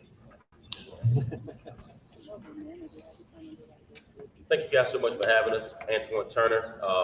This is Michael Henley. Michael Henley is our defensive tackle, offensive tackle as well. He's played all the positions on the offensive line, and we're grateful to be here today. Last year, we were puppies, and we had to lick our wounds a little bit. But all of our guys, they grew, they learned, they fought hard, and they continued to work hard. This off-season was an amazing off-season for us. Our weight training board have really, increased in bench squats and cleans. And we've had a lot of camps this summer, and so the guys have been working very hard to come together. So we're very excited. We're returning 6 starters on offense and 6 starters on defense. And so we're excited to get started with the year. Our motto this year is next level, and everything that we do, whether it's on or off the field, we want to take our game to the next level. So we're excited to be a part. Thank you guys so much for having us today. Okay, Coach, can you tell us about how your offense will look this year? Do you have the same guy back at QB? Yes, sir. Tristan Randall will lead our offense this year. Last year, he was kind of walking into a role that he was unfamiliar with. He was our starting tight end, starting middle linebacker. And so last year was his first year starting for as a quarterback. And as he come in this year, he's more experienced. He's a very, very smart kid, 3.7 GPA, and just a smart kid on and off the field. And is doing a really good job for us this summer. We had a chance to go to University of Georgia, South Carolina, a few places for FCA camp, a few places for 7-on-7, and does a great job with his reads, his checkdowns, and he'll lead our offense. Of course, Michael Henley will anchor the offensive line for us, and Thomas Peters will be our guy that we're looking forward to seeing out in action on the perimeter. So offensively, we'll spread offense, and we're looking forward to being able to spread the ball around and attacking our opponent's weaknesses. What are your numbers looking like this year? We're 25 kids right now. We're hoping to get to 30, but our guys, out of the 25, our guys have been really solid coming to weight training and being together. We've got a good team chemistry. And so even though we're small in numbers, most of our guys are two-way guys, but they work hard, they play hard, and I'm very excited to coach this bunch of kids. Your coach just mentioned team chemistry as a player. How do you feel that's going? Right now, it's going pretty good. Everybody connecting with each other. Everybody getting to know each other very well. And now that we got the locker room situated, I think it's gonna be a good year. Everybody getting along. No arguing. Nothing crazy going on in the locker room. So yeah, it's going pretty good. Yeah. Do you have a favorite off the field memory at Bethesda Academy? Favorite off the field memory? The one we recently just did. We recently just went bowling as a team, and yeah, we had. I beat them. My team won, and we had a great time. And everybody got along. It was a great time. You had the best score of the whole team? We we had like a team thing. It was like four or five of us. Yeah, his team lost. Where'd you go? What was your score? I scored 114. Okay. Now for the truth. But I will tell you, Michael actually had a turkey. So Michael was 3 strikes to start the game. But it's fitting because we talked about it's not how you start, it's how you finish. So I had a team full of freshmen, and they jumped out the gate. They had a great group. They're clapping it up, and we had a lot of fun, and the freshmen actually won the game. So we had a good time. It was a good time. Now, at your school, a lot of your kids play multiple sports. Yes, sir. Do you play other sports too? I play track and field as well. Are you a shot put, discus guy? Yes, sir. What do you think? Why is that important at a small school like yours to have guys that play multiple sports? I think it's very important because of how many of the sports, whether it's football, basketball, baseball, or track, I mean, all of the sports kind of complement one another. You know, a lot of the same skills, a lot of the same fundamentals, and keeping kids active, keeping them involved, keeping them around coaching, keeping them around teamwork. All of that, I believe, helps not only as a sport, as an athlete, but I believe it helps when you get into the business world. When you get into college and you have group projects and everything, you learn how to be a part of a team. You learn how to be a part of something bigger than yourself. And Mike also failed to mention that he was also a state finalist for shot put. And so it just, you know, guys are able to see they're gifted with more than just one talent. You know, God's blessed them with more than one, and maximize what God has given you. So it's been a blessing. How does it feel like? I mean, you're the only team that still plays in the South Carolina Independent School Association. You still play Memorial Day. You still got games against Memorial Day and St. Andrews. No, we don't play Memorial Day in St. Andrews. We did play them in the past, but we did scrimmage against Thomas Jefferson, which is a Georgia school. So we do get a chance to scrimmage a lot of teams here, 7-on-7. We see them in tournaments. We see them in basketball tournaments and football tournaments. From a travel standpoint for us, it just makes more sense versus traveling to John Millage on a Tuesday night for basketball. You know, it's very, very difficult, you know, when you talk about traveling in Georgia versus South Carolina. And so we're actually moving from 1A to 2A. So it'll be a new classification for us this year. But travel-wise, I mean, everything fits. It works well for us. Competition's great, and we've enjoyed it thus far. And who are you playing in that 2A now? 2A, we're playing Butte Academy, Hilton Head Prep, Colleton Prep. We still play Hilton Head Christians. You know, so we're excited to be in the new classification, but we'll be ready to kind of step it up and be ready to play. Nice. Anything else from you guys? Yeah, one final question. Our area's got some great SCISA teams, Hilton Head Christian state champs, Thomas Hayward state champs. When both of you look at those programs, what do you see in them that you want to emulate yourselves? Well, I think when you look at Hilton Head Christian, they built an amazing facility. And I think they're drawing a lot of kids from the facilities and from what they've done in the program. And they've built their program well. And we're very, you know, you go there, you see the gym, you see some of the things that they're doing with the football team. They brought in a specialist to come down to work with their crowd control. So when you get there, they have their faces painted. They got everything out there. They're even running on the field. I can tell the officials they can't do that, so they're willing to take the risk. And it's just it's fun. They've created an atmosphere, you know, that we're excited to be able to create as well as we continue to build. We're looking forward to building our facility next year, so we're excited about where we're headed. All right. Any other questions? Good. Okay. Well, we know Michael beats coach in bowling. That's what we like to hear. Once again, let's hear for the Bethesda Blazers.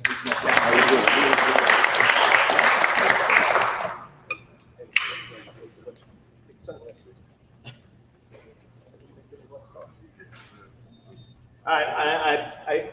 For everybody being here, thank you for your patience. I know it is 14 while 13 teams showed up, so I'm just trying to go back and forth to make it fair. And I know I feel bad. One team's been here since 10 o'clock, so I'll try and sneak them in because they were way on time. So, but I got to go back down to the end of the lineup. This is one of the teams that was one of the last interviews, and that's of course Savannah Country Day School with. It's a program that, you know, nobody thinks can compete, but this is like the little engine. They're always right there. They're always battling, and the man leading the way for the second year does a great job, and that's head coach John Moore.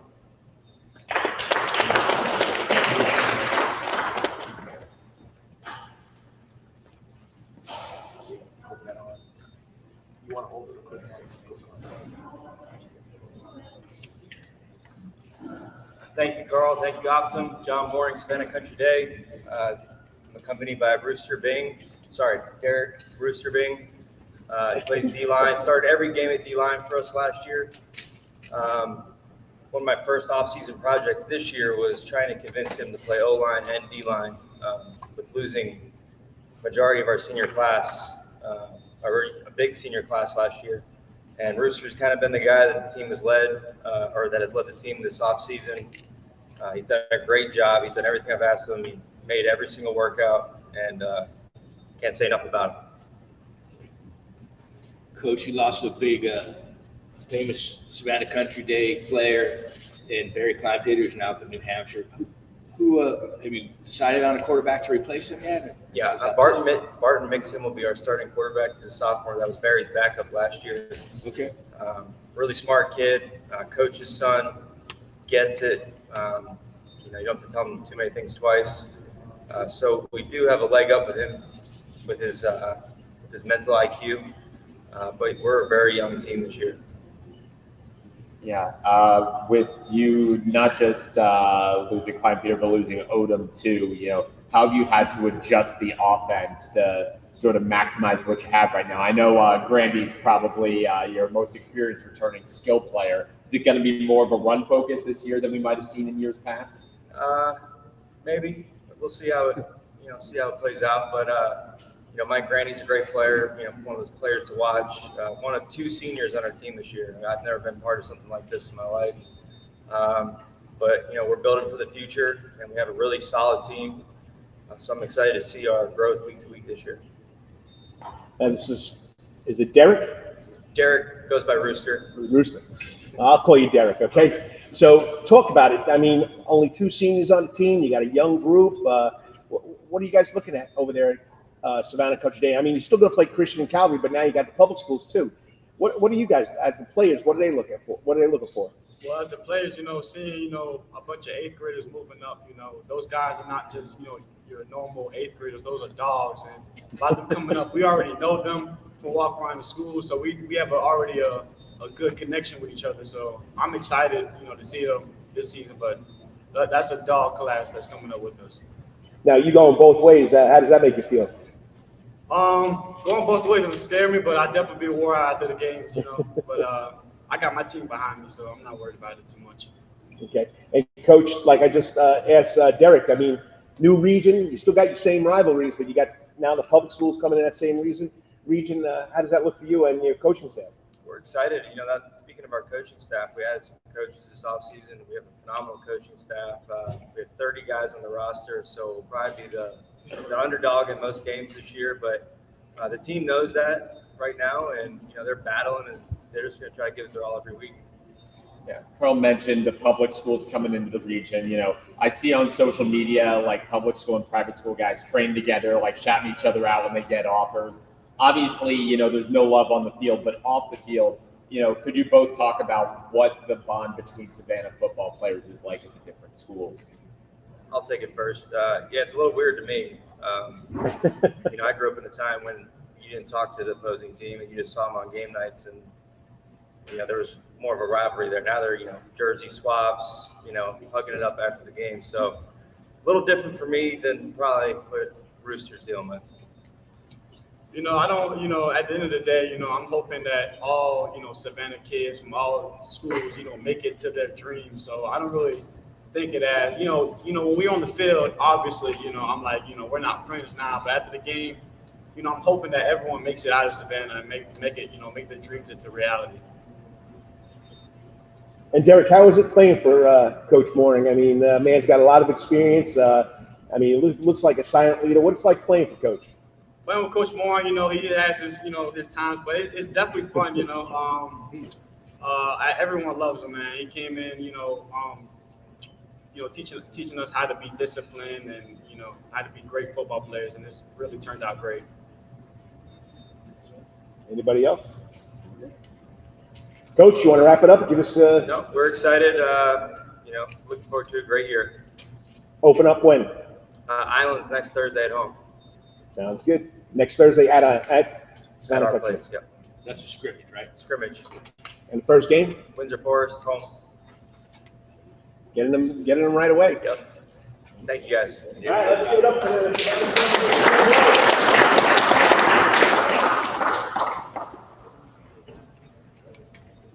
Always a good job. Yeah, thanks. Good job. Thank you. All right, like I said, I'm gonna break trend here because these guys showed up here at 10 o'clock this morning. They've been waiting patiently, but small squad, small school, going through a lot of transition over there, and hopefully Coach Henley, who has stepped down, handed over to a guy that knows Savannah very well. This will be his first year as head coach, and looking to do good things over there for the Matadors and Memorial Day School. Javaris Taylor, come on down.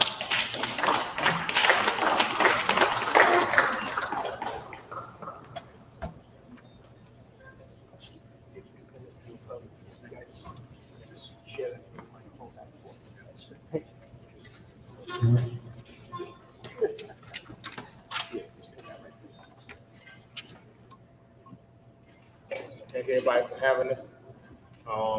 Coach Jaha Taylor at Memorial Day School here in Savannah, Georgia.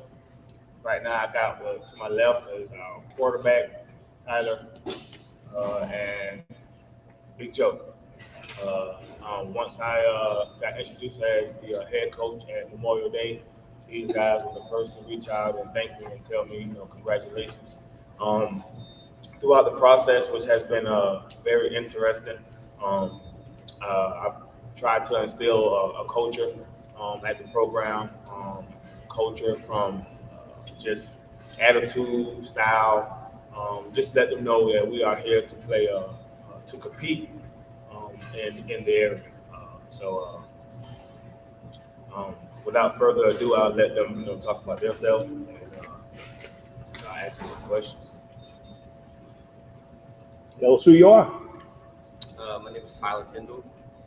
I play quarterback, and most of the offseason, it's a lot different from last year. We got Coach Taylor in here.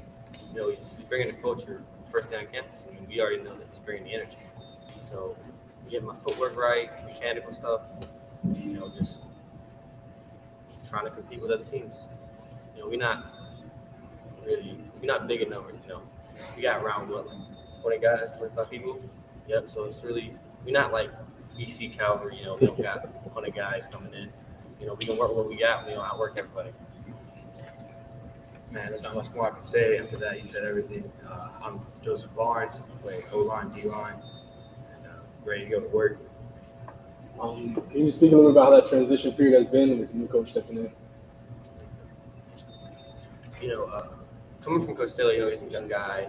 He's played in football, so really learning the offense from somebody who's actually played in it. Played in college, played in next level. So it's really just a blessing for him to come in here and really show us everything that we need to learn. We run a very simple but complex offense. It's looking really good. Yeah, coming in, making sure all the guys are growing and moving toward our goals, and he's really done well at keeping everybody focused on that one main goal.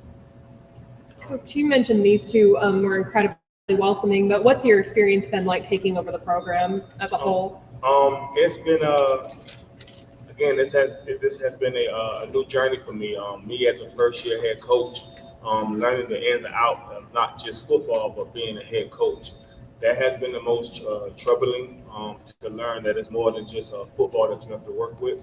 But the process is one, and I'm ready for it, and I'm very thankful. Did you teach these guys how to drive the bus like you used to at Savannah State? One step. I mean, you did everything over there, so you know what it's like being in a small school. So that experience, playing over there and doing everything you had to do, not driving the bus, playing, I don't know how many positions I heard you played over there. How does it help you with such a small group, such a small number? Well, it actually has been very helpful because with me playing multiple positions and having to learn just multiple things in a small period of time, I can coach any position. So me having a small squad is actually beneficial for me because, again, it's kind of straight to the point. I can spend a lot of time directly with who I need to spend it with, and I can teach them directly. I don't have to go to the two platoons, which I would like, but without two platooning, I can kind of direct who I need to direct the information to and have them soak it in, and I can keep repeating it to the same people, over and over. Coach, any off-field team bonding you guys been doing as a team with the coach? Anything? No. The players do their own bonding right now. I tell you, coming in kind of late. I was really just trying to focus on, getting the football task. They have done some things together as far as brotherhood. We would like to do some team bonding. I do have something in the future, but recently I've been just trying to focus on the season at hand and just try to prepare for that. What's the offense going to be looking like this year? Again, like Coach said, I'm taking the offense that I had major success in, which is it's called the spread offense. I'm a gunslinger. That's what I did. That's what I do. So I'm bringing that style to Memorial Day, showing them that I want to toss the pill around, get the ball in the air. And don't get me wrong, we do have a great run game. As you see, we have Big Sexy right here. Just to let y'all know, we have 2 more of those over at Memorial. So just be prepared to see us, and we're gonna basically open some eyes this year. So you've been involved in a lot of games. Now you're going to be the head coach. When's your first game? Not scrimmage, your first game, or how you going to feel about that?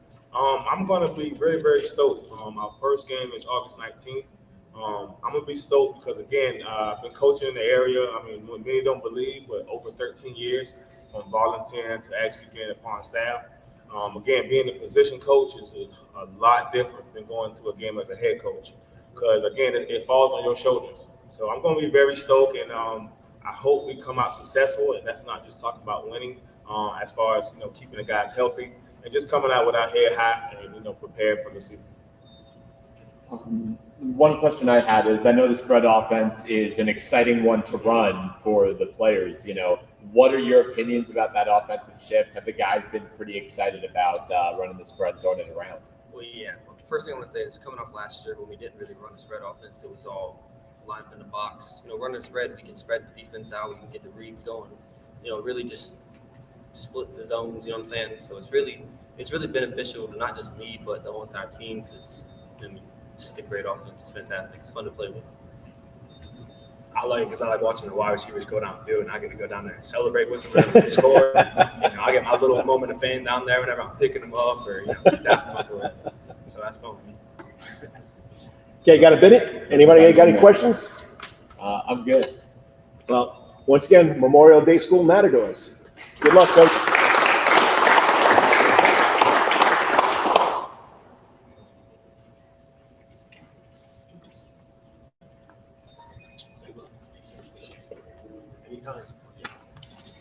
All right, next up, this next head coach couldn't be here, had an obligation, so he sends in a veteran coach who's his defensive coordinator.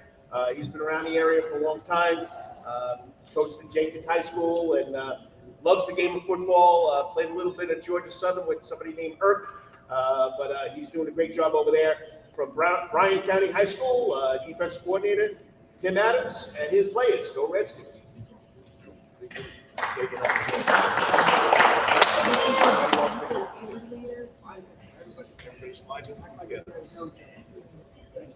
Just past the small.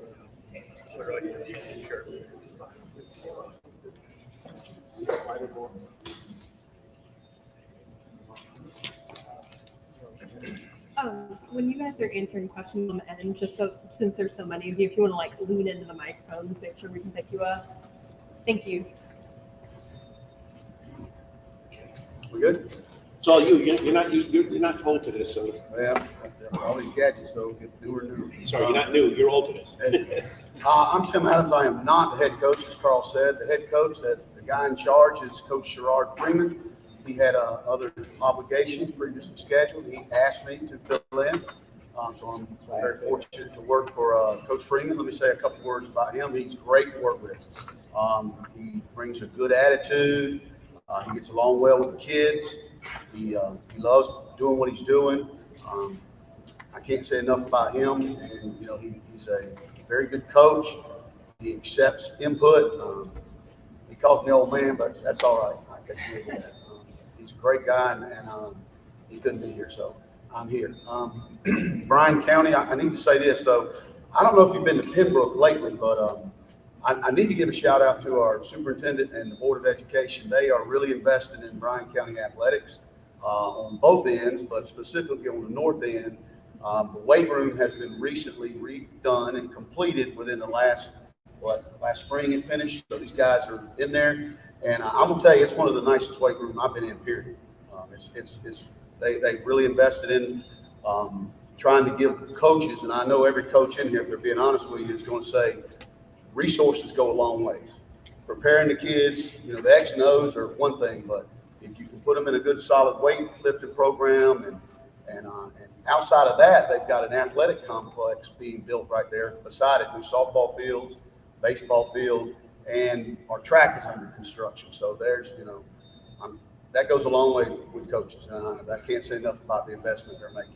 As far as what we got here, we got 3 great guys. They're all juniors.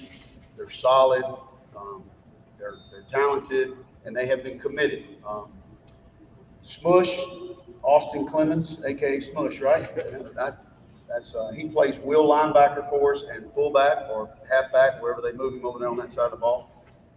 And then the next is Sean. Sean is quarterback. He plays outside linebacker. And then Tanner Ennis is a free safety and receiver. He might get thrown at a running back. And this part as a coach I really love. He's a 2-sport athlete. He's a 3-sport athlete, and he's a 3-sport athlete. I'm gonna tell you, as a coach, I love that. I love that. They can pick their favorite, but they enjoy being 3-sport athletes. And at schools like ours, that goes a long way. As far as our football team goes, where these guys have been in the fire since they were freshmen. What we really, and Coach Freeman started it, and we emphasize competing. Just compete. Compete one play, compete the next play. If the play don't go your way, you still got to compete. And Bryan County has shown consistent improvement because of that. You're going to lose a battle, but you don't lose the war, and you don't give up. And these guys have bought into it, and gradually we've gotten better and better. And we scrimmaged last night. We had a pretty good showing there last night, but it's a scrimmage, but effort and competition and competing with each other goes a long way. And these guys are pretty solid. Coach, I know you guys started out great last year, breaking that long losing streak, I think, with a win over Butler. Yeah. How much, and you guys had 2 more wins throughout the year, showed a lot of improvement. How much did last season are you building on this year, I guess? Well, obviously, each year, the first year, like I said, you're just trying to compete, guys. You don't want to tell them we're not going to win, but you want to go to not competing to competing consistently. And that word consistently, compete. Next play, don't give up, don't give in. Don't stop chasing the runner. Get where you're supposed to be. And then, last year was a big hurdle for us, learning how to win. And, we had at least one other game that I think we should have got last year. These guys will tell you that. And so we're building on it. And Coach Freeman talks a lot about that, taking where you are and trying to get to the next step. And so it goes a long way, Dennis. Do you guys as players feel like you're building off of what you were able to accomplish last year? Definitely we do. Our freshman year was really rough for us coming as freshmen and starting. It was a big spectacle, but sophomore year, won 3 games and we broke the losing streak. So I do feel like we're building off that sophomore year. How'd you get the nickname Smush? My dad is a huge Lakers fan, and I actually got it when I was 2. And Smush Parker played for the Lakers at that time, and he just gave me the nickname. It's stuck in me. That's a good question. I didn't know that. Dennis, you know about Smush Parker? I've heard of him, yes. California guy right there. So, Coach said you guys play more than one sport. What makes it so special playing football and then other sports at Bryan County High School for any one of you guys can answer that? Go ahead, Smush, you want to take it? Or you want to give it to Tanner, the quarterback? Come on, Tanner. I'm Sean, but Sean. Can you repeat the question?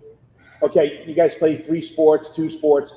Why is it so special to play more than one sport over Bryan County? Because now we're in the age where everybody just wants to focus on one sport. I mean, I just feel like it keeps us fresh all year round. And at a small school, you just gotta get through it and do what you gotta do to compete. And yeah. So does the bond start on the football team and carry over to the other sports? Yes, sir. We have a lot of people that play football, and basketball and baseball. So it's just really one big team, pretty much. Good. I remember you guys put up, I believe it was 20 points in the 4th quarter against Metter last year. I know the game was kind of decided by that point, but just kind of see what you can do and to get that result on the scoreboard, was that sort of encouraging? Like, were there kind of some moral victories that you could take away? I know you had wins last year, but even in the losses, was there something you could take away from that was encouraging for this year? Yes, sir. You know, nobody likes to lose, but in losing, there's always something to learn. So we just, like Coach Freeman expressed that about us, so we just took that and learned from it. So you're Sean. You're Sean. You're 10. There you go. I'll get the name straight. I'm glad Coach coaches you. So playing quarterback, I mean, you. Okay, so I got them written down in the wrong way. So you got to be the leader on offense, but then you go outside and play outside linebacker. What's that experience like? Well, my freshman year, I pretty much played quarterback because we only had one quarterback my freshman year. And it was me. And then I think it was Jenkins County. I got put in outside linebacker because I was like, they're running all over us, so why not give me a chance? And at quarterback, they're always like, oh, go be soft on them, don't hit them. I feel like when I go to defense, I just get to let it all out. So. You rather throw the ball or hit somebody? Hit somebody, definitely. Now, we do have a sophomore, Trevor Lanier, playing quarterback as well, so Sean and Trevor kind of trade out. Anybody else? I'm good. All right, and the region, Coach, changed a little. Yeah, Talk about the region and what these guys should expect from that region. Well, it's Screven and Metter and Claxton, Savannah. So it's a 5-team region. So, they didn't ask us what region we want to be in. So we ended up where we ended up, just like everybody else. We're excited about it. Metter's Metter. But as these guys pointed out, I mean, the mindset, it starts with the mindset. It doesn't really matter who you play. You need to compete. And I really believe if we coach them up correctly and they give us everything they got, we try them in the right spots, good things are going to happen. That's just how I was taught, how I was coached, and I can't change that. And Coach Freeman, I can't say enough about what he's done to help this program move forward. He's a good coach. He listens. He accepts input. He makes final decisions. And I think I got to give him a lot of credit. This and of course, most credit goes to these guys that are willing to come out and play 3 sports. You just don't see that as much anymore, and I love it. Tanner, I got one for you. You're a 3-sport guy, and it seems like Bryan County has been improving in basketball a lot last year and baseball. Do you think that carry over from sport to sport, kind of carry over to this fall season? Yes, sir, it does. Playing 3 sports keeps you active in every game.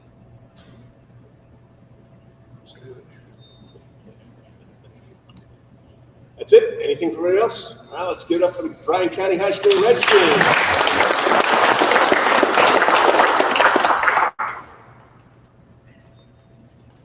Thank you, sir. They are.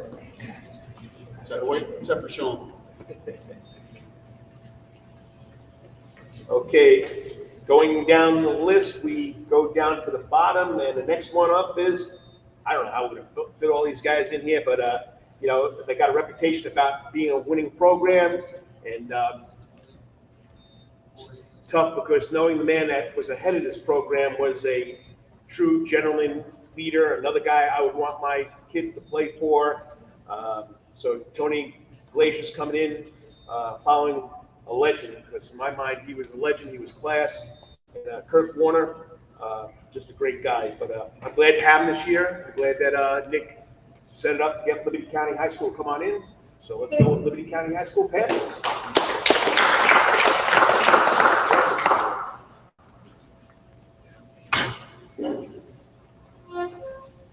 By the way, this is Coach Glazier's first year, but he's got a year on his belt, so he's got 2 years as head coach.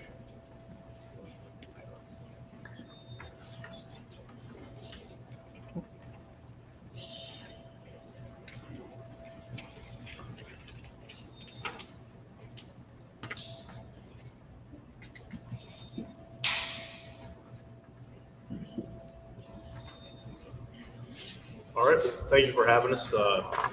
It's a pleasure to be included in the event this year. I said it's a great opportunity for student athletes and for Liberty County High School Panthers to be represented. We really do appreciate what all of you here today do for us, include us in the area. I know we're outside of the Savannah area, but we do appreciate you guys come by and see us, come to practice, invite us to events like this, and include us in your highlight shows. It means a lot to the kids. And we make sure that they're well aware of everything. First, I'm going to introduce this guy beside me. This is James Somerset. He will be a 4-year starter his freshman year. We had a couple injuries. He ended up playing 4 games starting for us. Actually started the playoff game. We went and played Jackson. He'll play free safety, wide receiver, quarterback, running back, kick returner, punt returner. He'll do a little bit of everything. Speaking about James is one of the leaders of our football team. In my opinion, James is one of the best players in the area. I think due to us kind of being struck with COVID the last couple of years, we've not played a full season. The one year we played 6 games. Last year we only played 8 regular season games. I think that's kind of affected his outlook a little bit in terms of colleges or publicity. But I've been at Liberty County for 13 years. We've had a lot of really good players. And James is right up there with him. I think he's going to really show people this year that he's the real deal. That's for sure. Also, James, what y'all get last year, track? We got third. They got third. 4x1, fifth, and a 4x2. Yeah. And then the year before, he was on the 4x1 team. He's the anchor of the state championship. So James also does track as well. And like I said, he's one of the leaders on the team. We're looking forward to the season. We bring back 9 starters on offense and 6 on defense. We've had a lot of guys who can start since they were sophomores, and now seniors. It's kind of their time to shine. And we're looking forward to the season. Yeah, James, let's start with you. What do you think are your biggest assets as a football player? What do you think are your areas of greatest strength that might be useful to colleges down the road? I'll say that I can play both sides of the ball, whoever best for the team. So, like, if we need help on defense, I can go on defense, make that play. Or if you need help on offense, I go offense, make that play. And some athletes can't play both sides, but I think that's one. James, you mentioned your versatility. Coach mentioned your versatility in all these positions you play. Which one's your favorite position you play? I like receiver a lot because I just like making highlight plays. But safety funny me because I like to come down and hit. So,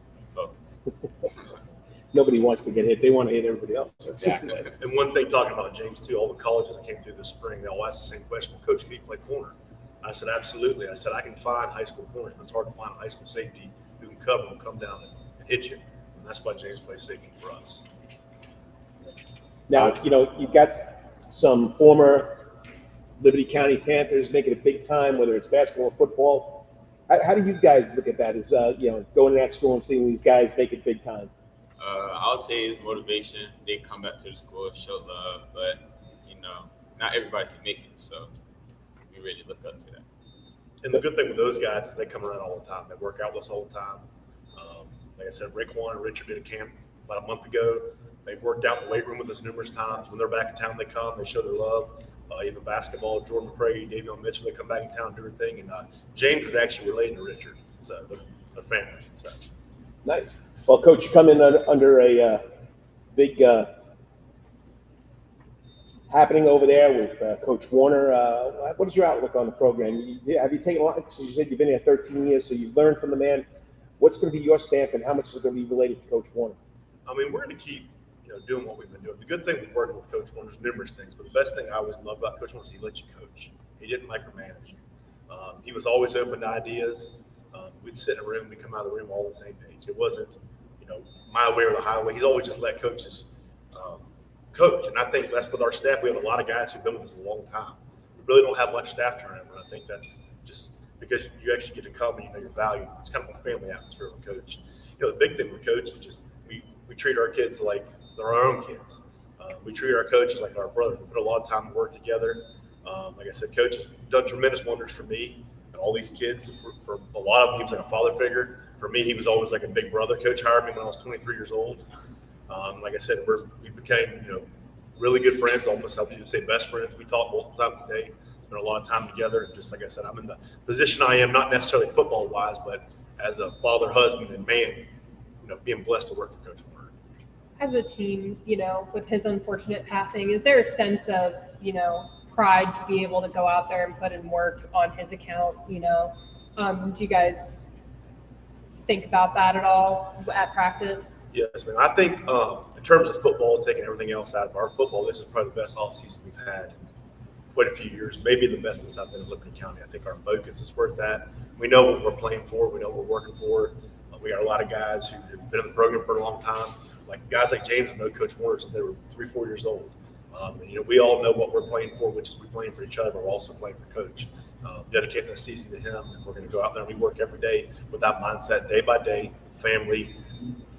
We're brothers. We look at each other like that, and we take advantage every day we have together. That's kind of our mindset going forward. You didn't have the rivalry with Bradwell Institute last year. Unfortunately, COVID called that off. Did it feel kind of strange to not have that rivalry as part of the season, and how much are you looking forward to getting that back this year? I'll say last year we were looking forward to it. This year it's going to be an exciting game. There's going to be a lot of people there. It's going to be so. And I can just speak on that. Even the last 2 years, we played the year before, but it was kind of during COVID, so it wasn't the same atmosphere. Because when Bradwell and Liberty play, the whole place is packed, great for the community. The kids love it. They get so much support. It's an electric atmosphere. And we're definitely looking forward to it. Coach Brock does a good job with the Tigers down the road. We're actually friends. We've known each other for a long time. We worked in Long County one year together. And I'm just excited for the kids. All these kids, like we were talking about earlier about the kids in Savannah training together, all of our kids train together. Bradwell, Liberty, they're all friends. They grow up together. There's not this hate or rivalry amongst the kids. At the end of the day, yeah, we all want to win. But I know at Liberty, we root for them every other time we play them. Like I said, we want the best for everybody. But we do look forward to the opportunity this year because it should be very intense, very well-publicized game, and I know the kids are looking forward to it. All right, quickly about the region. The region definitely increased. It got stronger. We lost a couple of good teams, but we added, Long County, and we added, Savannah Christian, Calvary, Savannah Country Day, 3 really good football programs with 3 great men, great coaches. So we know we've had to step up our game a little bit. It kind of goes into our offseason mindset, which was limit mental mistakes. We know teams like that, we make mental mistakes against them, it'll get bad in a hurry. So we know going forward, we got to take care of us because we do have a bigger challenge on our hands because our region has increased. Anybody else? Liberty County High School Panthers, give them a hand. Thank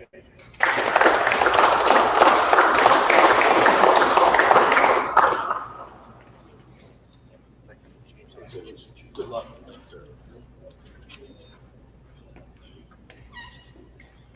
We got 2 teams left, and I know it's tough. Who's going to be the last one? I promise if you're the last one, you'll go first next year. Got to go with the team that brought in a lot of players, and it's right down the road from Liberty County High School. Let's keep it right there in Hinesville, Georgia. We're going to go with the Bradwell Institute Tigers. Coach Deshaun Brock, 6 years as head coach. This is his 2nd year at the Institute. All right.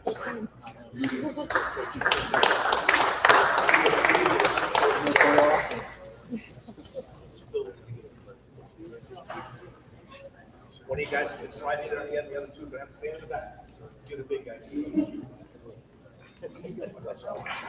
it in? Yeah. So we want you to sit over here. You got to get one more chair.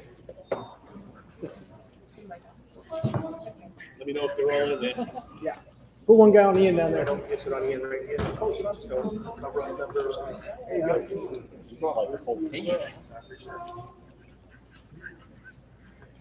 All right, Coach, it's all you. Again, thank you for having us. My name is Deshaun Brock, 2nd year here at Bradwell Institute. I brought the leaders of our team. These guys exemplify what it means to be a Bradwell Tiger. They do everything the right way, constant professionals on and off the field. Start with our right and move over. We have Khalil Latimer, plays linebacker. We have Elijah Thurman, plays offensive line, left tackle, defensive end as well. We have CJ, Chris Garrett, plays quarterback for us. Joel Mobley, plays linebacker, also defensive end. We have our 2 guys on the perimeter. We have Bryan Thomas, and also we have Tyon Jones, excuse me, our playmakers on the outside. We had a great summer, going to a lot of different camps, whether it be 7-on-7 in Buller and Ware County, also contact camp down in down in Camden County, and another one over in Jeff Davis. Just trying to get consistent in what we do, limit our mistakes, make plays, and get better day by day, at least 1% better. Deshaun, what are your numbers looking like this year? What kind of roster depth are you dealing with? So right now we're looking at 78. We have a couple kids came in late, transfers. So we're looking to grow anywhere between 80 to 85 by the end of the week. You didn't have that rivalry with Liberty County last year. 2 years ago you had it, but you weren't there, and it really wasn't the same atmosphere with COVID around, obviously. to get that rivalry back, hopefully the full crowds and everything this year. What does that mean for you? What does that mean for the kids? I know the kids are very excited. Yeah, they come down a couple weeks ago, 7-on-7. The atmosphere was electric. We had a limited crowd there. I didn't have the opportunity to play them last year. So I know the kids are very much so looking forward to playing them. I've never been a part of it. This is my first time. If it's anything like Pelham in Mitchell County or from the west side, then it's going to be very exciting. I'm sure the whole city will shut down and we'll feel the jump. Yeah. Sorry. I was just going to quickly repeat that question to any of the kids who wanted to jump in and say what the rivalry meant to you. I mean, especially Yes. towards me, it kind of means a lot to me because, you know, COVID kind of messed up a lot. So this will be my first time as a senior playing Liberty head up.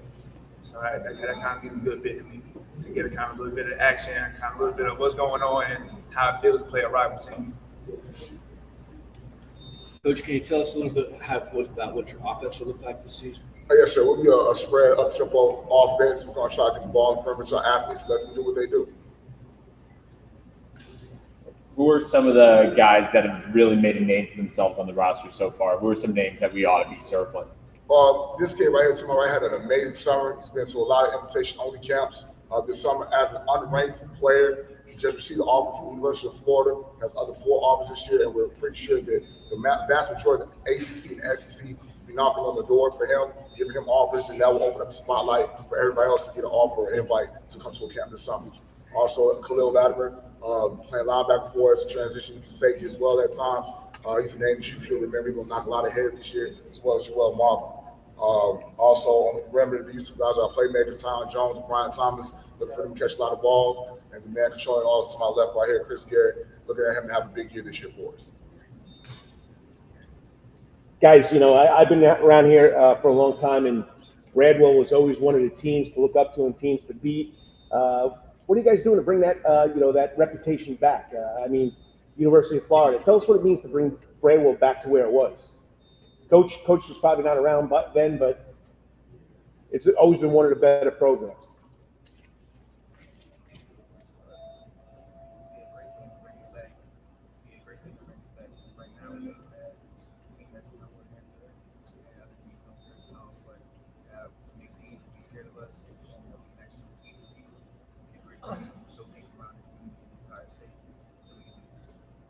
Any other guys? Mr. Mobley? To bring us back is just, it means a lot. Like, especially it's the little things that Coach Bob be telling us about, like this. You know, it's just the little things that we gotta do, as in like watching the ball, doing your assignments, know what to do. You know, if you're disciplined, that'd be consistency bring wins. And to Coach Brock, you know, you play in a black and blue region. I mean, it's probably one of the toughest regions in the area. So the other coaches, give us your input about what you think of them and how much it means to compete against them. Very good coaches in the region. Coach Strickland's done a great job over at Ware County. Probably one of the perennial better teams in the state year in and year out. Also, we have Coffee County coming to the region. And you have, Statesboro right up the road, year in and year out, have built a good team. So we look to be right in the mix, trying to turn things around over here at Bradwell, and we look forward to it. Anything else, guys? Region-wise, it's tough. Who do you think is the perennial team to look up to? Traditionally, probably Ware right now, but again, it's a newly born region, so it's up for grabs for anybody to take. No more questions? All right. Thanks, guys, for coming, and yes, we will include you every year that we do this, and we're glad that you guys can make that trip up from Hinesville with Liberty County. We wish you the best of luck. Give it up for the Bradwell Institute Tigers.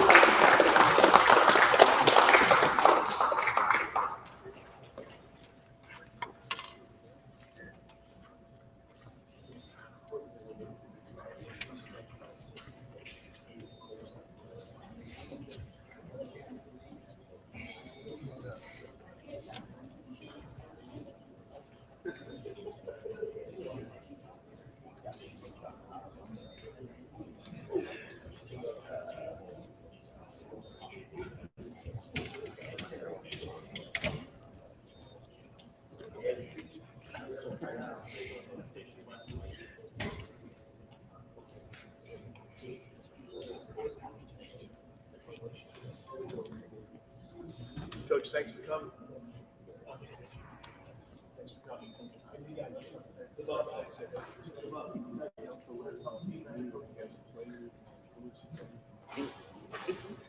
And I do apologize. There are 2 teams still left, and this one goes now. These guys have been waiting here for a long time. I promise you, like I said, you'll be one of the first teams to go.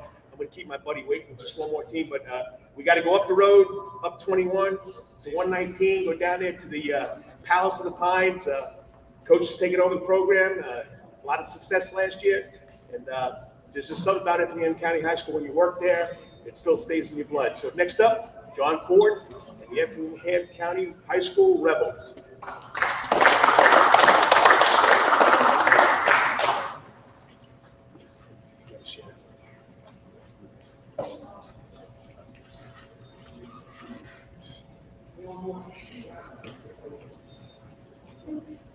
Good afternoon. Thank you for everybody for hanging out with us. On behalf of Superintendent Dr. Yancy Ford, Principal Ms. Amy Dickerson, and Athletic Director Coach Jake Darling, I'm certainly honored to be representing Effingham County High School here today. Want to thank Coach Demasi for putting this on, and certainly want to thank Optim Orthopedics and give a special shout out to Dr. Palmer for everything they do for us. It is an honor to have 2 amazing young men flanking me to my left. Number 75, Desmond Montgomery. As you can tell, he's a wide receiver DB for us. No, he's our left tackle. And then number 9, Keyshawn McCarr. He plays a little bit of everything on defense for us. He's been a 3-year starter. Well, this will be his 3rd-year start. He started in 3 technique before. He's going to play a little linebacker this year. And we're going to kind of move him around. I feel like he's one of our better players and matchup problems and a really smart player. And then Desmond is just everything that's good, right, and true about high school football. And so if you can have a bad day around these 2 guys, that's a you problem because they're awesome young men. They're great to be around. I get after them sometimes, but I love them to death. They're great kids and blessed and honored to be coaching them, and can't wait to be able to take the field with them. In terms of Effingham County High School and season outlook, our core values are family, sacrifice, toughness, competitiveness, execution, and strain. And I really feel like the 3 we needed to focus in on in the offseason are family, execution, and strain.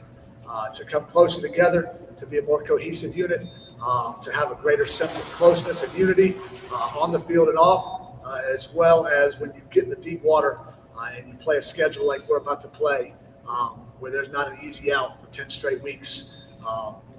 I felt like execution combined with strain, if you can really, really play as hard as you can play and execute your task, execute your assignment while playing for that guy next to you, that's the only chance you have when you play the teams we have. We have a tough non-region schedule, 4 really good teams that are coached by really good coaches and have a bunch of really good players on them. And then in our region, there's no easy outs. You go down 95 South, play those teams, and then we start our region play with South Effingham, and just one of the more spirited rivalries in Georgia. And I hope people understand how much intensity there is. I'm fairly well traveled as a coach and been in some big games, and that atmosphere was one of the best I've ever been in last year. So that was going to be an awesome one, and then we're going to have to go up to Augusta, and I feel like football is going to go in that area. So we're going to have our work cut out for us every Friday night, but we wouldn't want it any other way. So we're excited about it, and as always, God bless and go Rebels.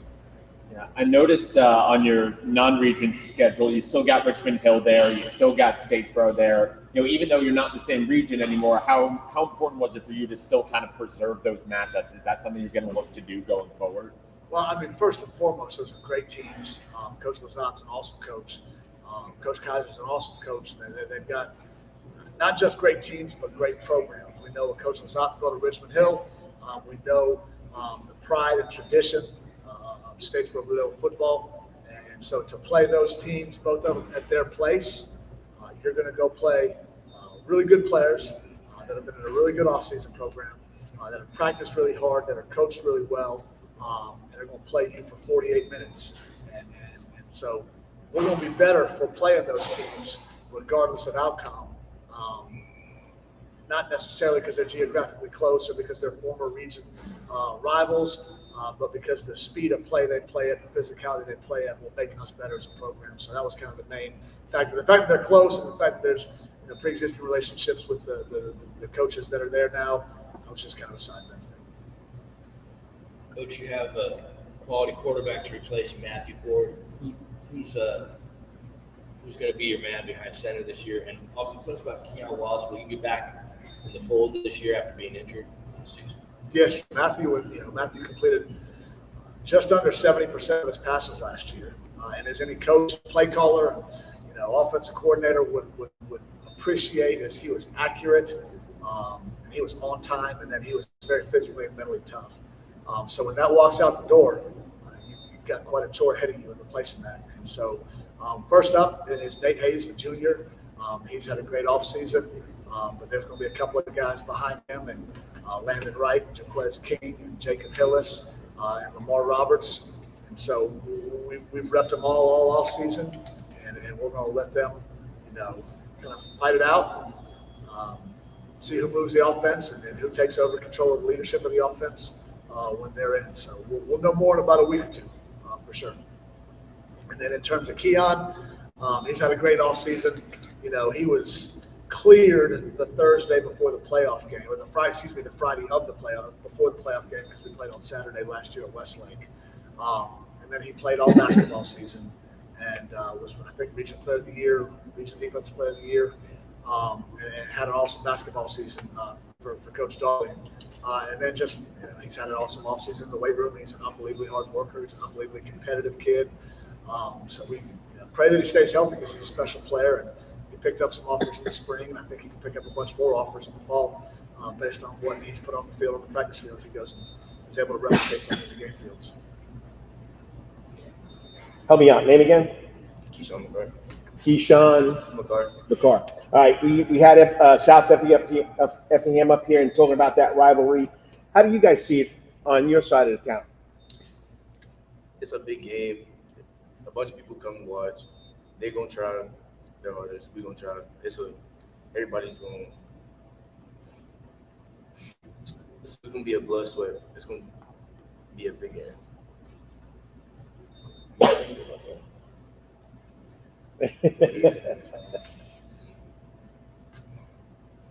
How's it going to be like playing defensive back? Cover three corner. He's really getting pretty good at it. He's got quick feet? Yeah, he can divide on 4 verticals. Well, big game, rivalry game. That means a lot for the last 3 years. Yeah. That means a lot. Like it's always been there. Something you can never escape. So you got to try your hardest. Whoever comes on top, you got to be the best. Now, it's your first region game, so how much pressure does that put it make that game? You didn't think about that one, eh? No, I didn't think that. It's really just another game for us. We're gonna come out there. We're gonna play our hardest every game and give it all. Well, Coach, you said you experienced that for the first time last year, and your first year under your belt in Effingham County or Effingham County High School. So you didn't think there'd be about 10,000 people there? And what was it like? I mean, I was there for 5 years. I wasn't on the field for it. I was JV coach. But just the atmosphere. Yeah, the atmosphere was great. Coming out of the visitors' locker room, kind of walking around, and coming out the track there at the corral. It was just a great atmosphere for high school football. By the time pregame warm-ups were done, every seat was full. It was standing room only. So, football in Effingham County's got a lot of upside, a lot of potential. Coach Clark does an awesome job. So I hope I don't, speak in his place, but we want everybody to know how special football is on both ends of the county. And I know he's working real hard to build his program, and we're working real hard to build our program. And hopefully the rest of the state takes notice. How much of a boost is it to have Keaton back this year? Yeah, I mean, it's a tremendous boost. Obviously, he was, starting at 2 positions last year at our bandit position and our ex-receiver. So losing him was like losing 2 starters, because we had to replace them, the ex with Timmy Brown and bandit with Trent Robinson.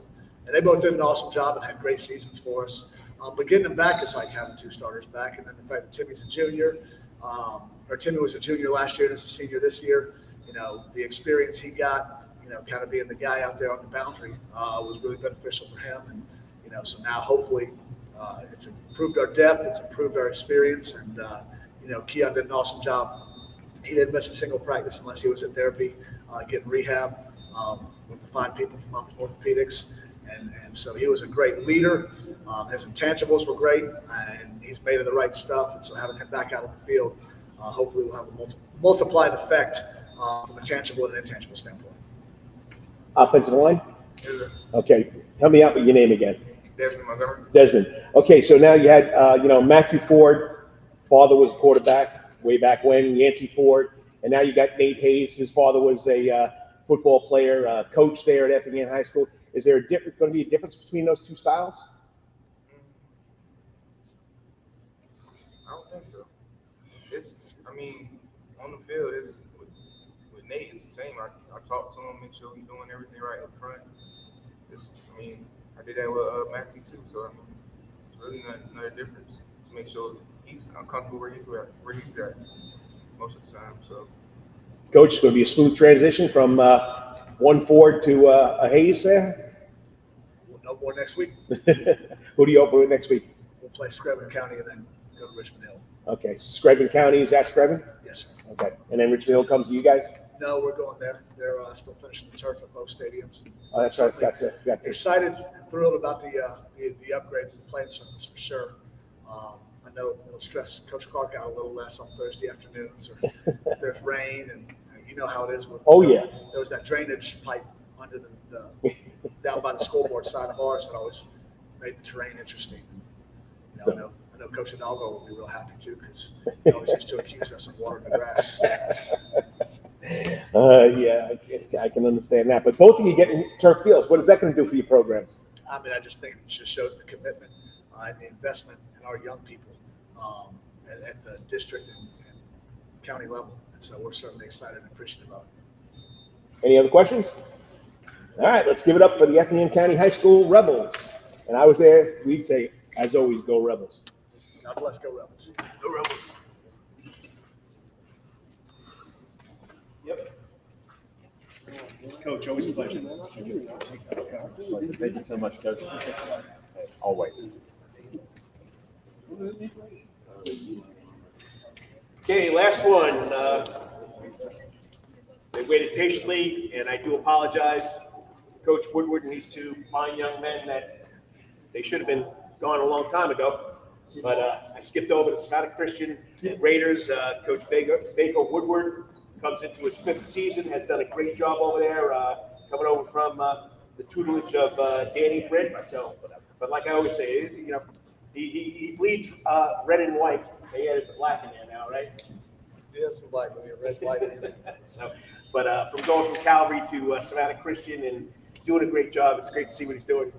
Up next and last, but not last, okay, Savannah Christian Raiders. Thanks so much. You guys can talk shit. All right, just thanks so much for having us. It's an honor to represent Savannah Christian, not only a school that values academics and athletics, but our mission is to develop the whole person to the glory of God. And so it's an honor to be here. Thanks, Coach Tomasi and all the news crews that are here for having Savannah Christian. To my left is Keem Lane. He's a senior, and he's our defensive line. I'm the offensive coordinator, but I brought my defense here today, my defensive lineman. And Akeem, who's going to be a senior, and one of the, two of the quickest feet I've ever seen for a big guy. And he's just done an excellent job this summer at workouts, not only leading by example, but being a vocal leader and holding kids accountable on our team. And to the left of him is Elijah Griffin. I met Elijah in the 6th grade. He was the biggest 6th grader I've ever seen, and now he's the biggest 15-year-old I've ever seen. But he's obviously he's a good player.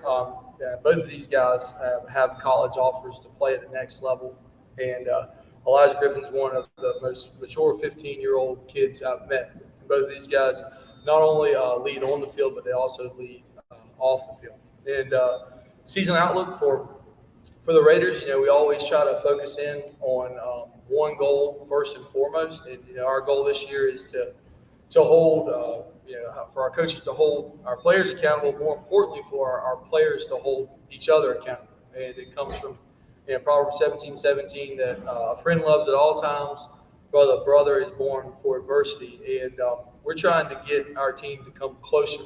And we have a bunch of really good individual players on our team, but the goal is for all those individuals to come together as a team, and that's what they did this summer.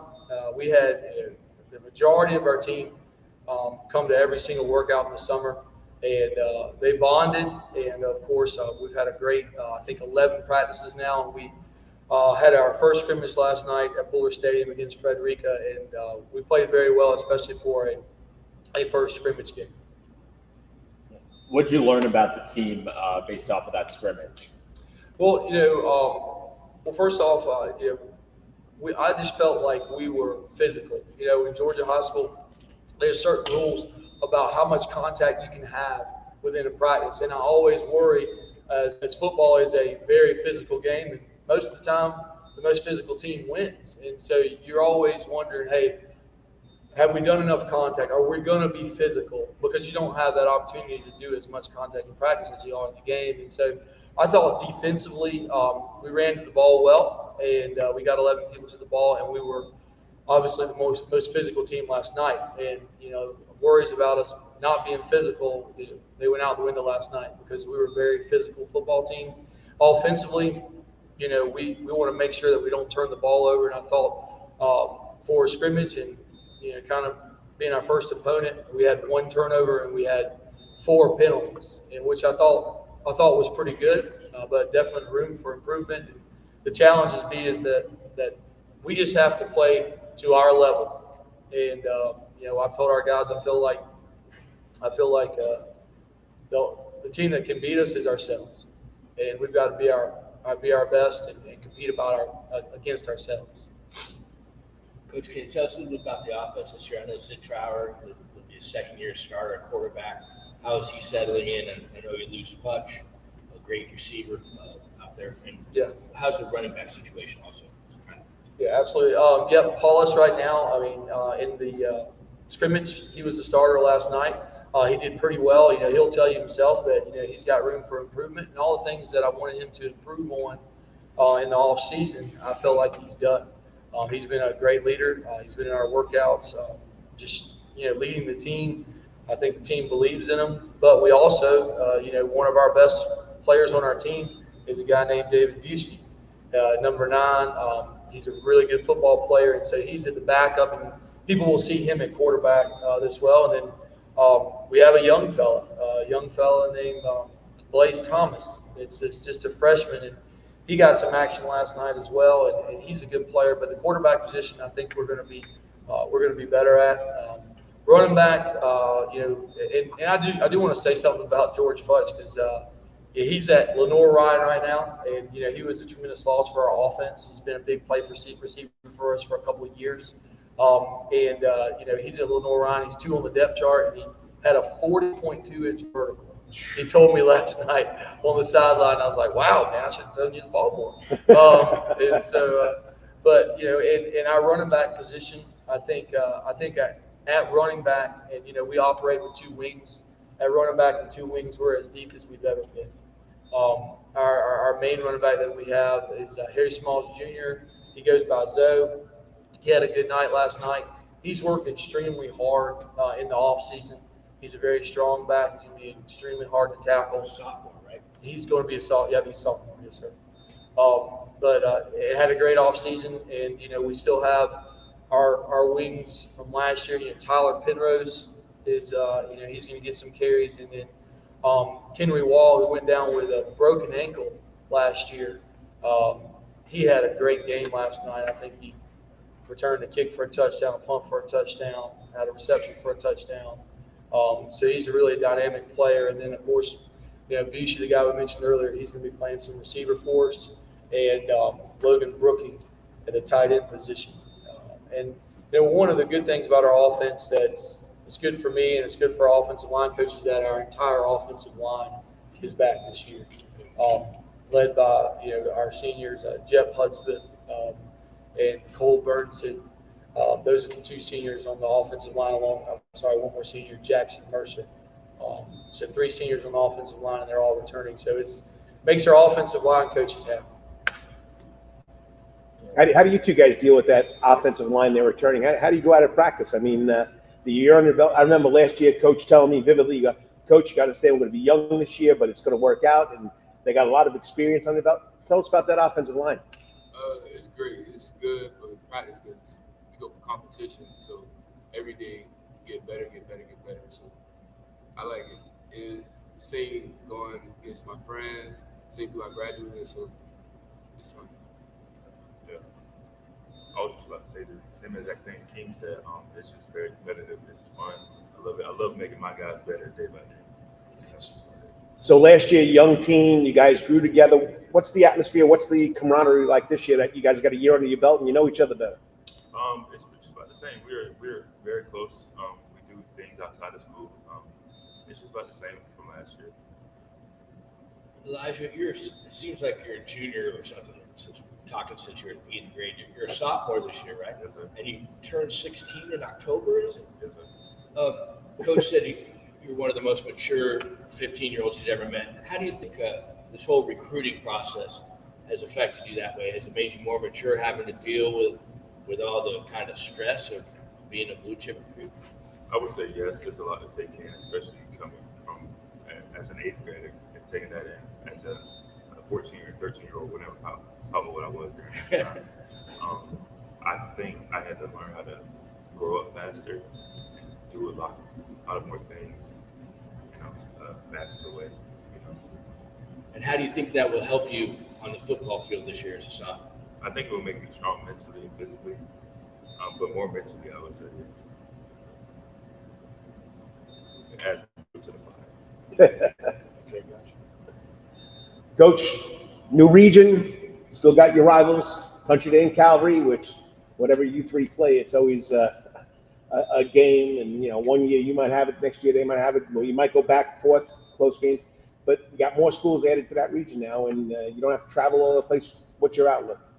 Yeah, no, I love it, considering we don't have to travel. I mean, this is the first year. I think my first year coming to Savannah Christian, we went to Athens. My first game as a high school coach was about 5 hours away. So, I love it. I mean, our longest game this year, I think, is going to be an hour. I think we have to travel to Battery Creek. But, we're going against, from what I can see watching film, we're going to get some better athletes. And what Mark Stroud said earlier, there's a lot of good coaches in Savannah. And, so we're not only going against better talent, I think we're going against better coaches as well. And, so it's going to be tough. I mean, there's not going to be like one game on your schedule like, oh, okay, we got that one, et cetera. But we're used to that. And so I'm excited about being local, and I'm excited about, when I took this job, I think in February of 18, and we talked on the phone about those rivalry games. I mean, of course, you've heard about South Effingham and Effingham, but in the city of Savannah, the Savannah Christian Calvary game is a big deal. And, the Savannah Christian Country Day game is a big deal. And so having those high school rivalries is really important. And that's the reason I took this job as well. I mean, to be a part of those rivalries and even having played in those rivalries, it's awesome. And I do want to say, about our defense too, because I didn't get a chance to talk about it, but these guys are the big leaders. When you have defensive linemen like this that we're blessed to have, they keep the offensive linemen off our linebackers. And we have an excellent defensive coordinator in Coach Walsh, an excellent linebacker coach in Coach Brooking. And we have 3 really good linebackers. Our middle linebacker, Austin Saylor, is going to be a senior, and he was flying around last night. And David Busey at linebacker, and then Jaden Miles. We have some really good sophomores with Elijah and Zoe and Cenary, and Jaden Miles is playing that other linebacker position, and he's done an excellent job in the offseason. And our secondary is kind of somewhat new, because we've got a guy from our hallway that's been playing basketball and played football last year, and Blake Hall. He's coming back. He's an excellent athlete that's been at our school. He's coming back and playing. He had a great job in safety last night. And, Matthew Gunn has been our punter, and he got a lot of experience last year. We punted a pretty good bit, unfortunately. But Matthew is our starting corner as well, and he's done an excellent job. And I have to talk about Jaden Hester. The guy's been starting for us since he was a freshman, and he's starting at at corner this year. And but he also, I mean, he took a jet sweep to the house last night, so we're going to be using him on offense as well. But just can't say enough about our overall team, and excited about what special teams is going to do too with Coach Bell. Not only coaches our running backs, but he coaches our special teams. He's a special team coordinator. And one other guy on defense that I left out is Jamari McIvory. He's one of our better players. He plays receiver too, but he's our free safety, and he just recently got back from running a 48-second 400. Yeah, and he's just a great kid. Yeah, I don't think I've ever heard him speak, but he is. Yeah, he's a great kid. We're looking forward to that. And our, I think I mentioned, maybe I didn't mention one kid, our defensive lineman, Logan Brooken, and our other defensive lineman, two other defensive linemen that have been playing and had a great summer is Austin Myers and a young freshman named Isaiah Redmond. He's been a really good surprise for us too. But I didn't want to get up here and talk about offense and not say anything about the defense. Head coach, politically correct. So quickly, guys, new region, playing against some of those other guys at the public schools you guys know very well. How do you feel about it? It's going to be a fun experience for both of us. I think we'll have a lot of fun and dominate. You know a lot of these guys? Most of them, not all of them. Hakeem? I love it. It's my senior year, so most of the games are home. So all my family, friends are coming to games, and I'm staying home for all of my senior year. So it's going to be definitely fun. Going to get some of my old friends from middle school, some friends from different schools. So I love that. And Groves is in your region now too, right? Yeah, Groves. Right around the block. Groves, Johnson, Beach. Do you know Groves? Do I know Groves? No, I don't know Groves. I've noticed you guys have never played Johnson. That seems weird since you're so close, but just never been in the same region and stuff. Any other questions to wrap it up? No. One last question, Elijah. Frieza or Cell, better Dragon Ball Z villain? Definitely Frieza. I like it. Why is Frieza better? I don't know. You just did. You just vibe it. Yeah, Okay. All right, guys. Like I said, I apologize for skipping over you. You are the last group to go, but once again, appreciate you waiting that time, and we enjoy having you here. And once again, Savannah Christian, Preparatory School Raiders. Thanks so much.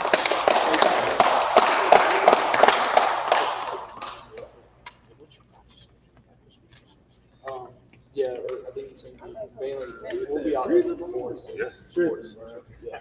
Good time, guys. Except for Friday. Friday was like before school.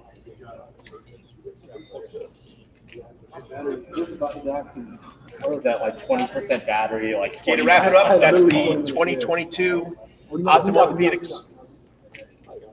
Back up. Am I in there now? Gotta go behind the table. Yeah, I gotta go behind the table, man. Yeah, I know you. Once again, if you stayed for the whole thing, I appreciate it. If you saw one team or watched your favorite team, I appreciate it. It'll be posted on Facebook. Just go check it out. Once again, that's the 2022 Optim Orthopedics Prep Sports Sport, second annual football media day. Got to thank Optim Orthopedics for letting me do this, of course, and Mark Arena. Thanks, Jay and the security team for keeping us straight. We'll see you next year.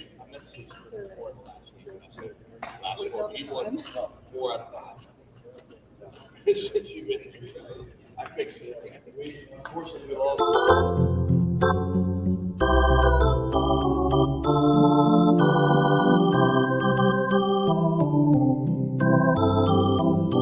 In case you wanted that opportunity.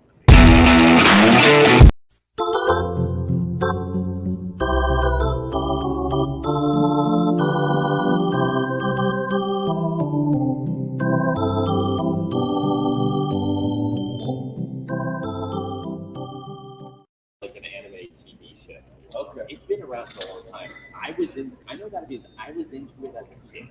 So thank you so much. It's really good to meet you.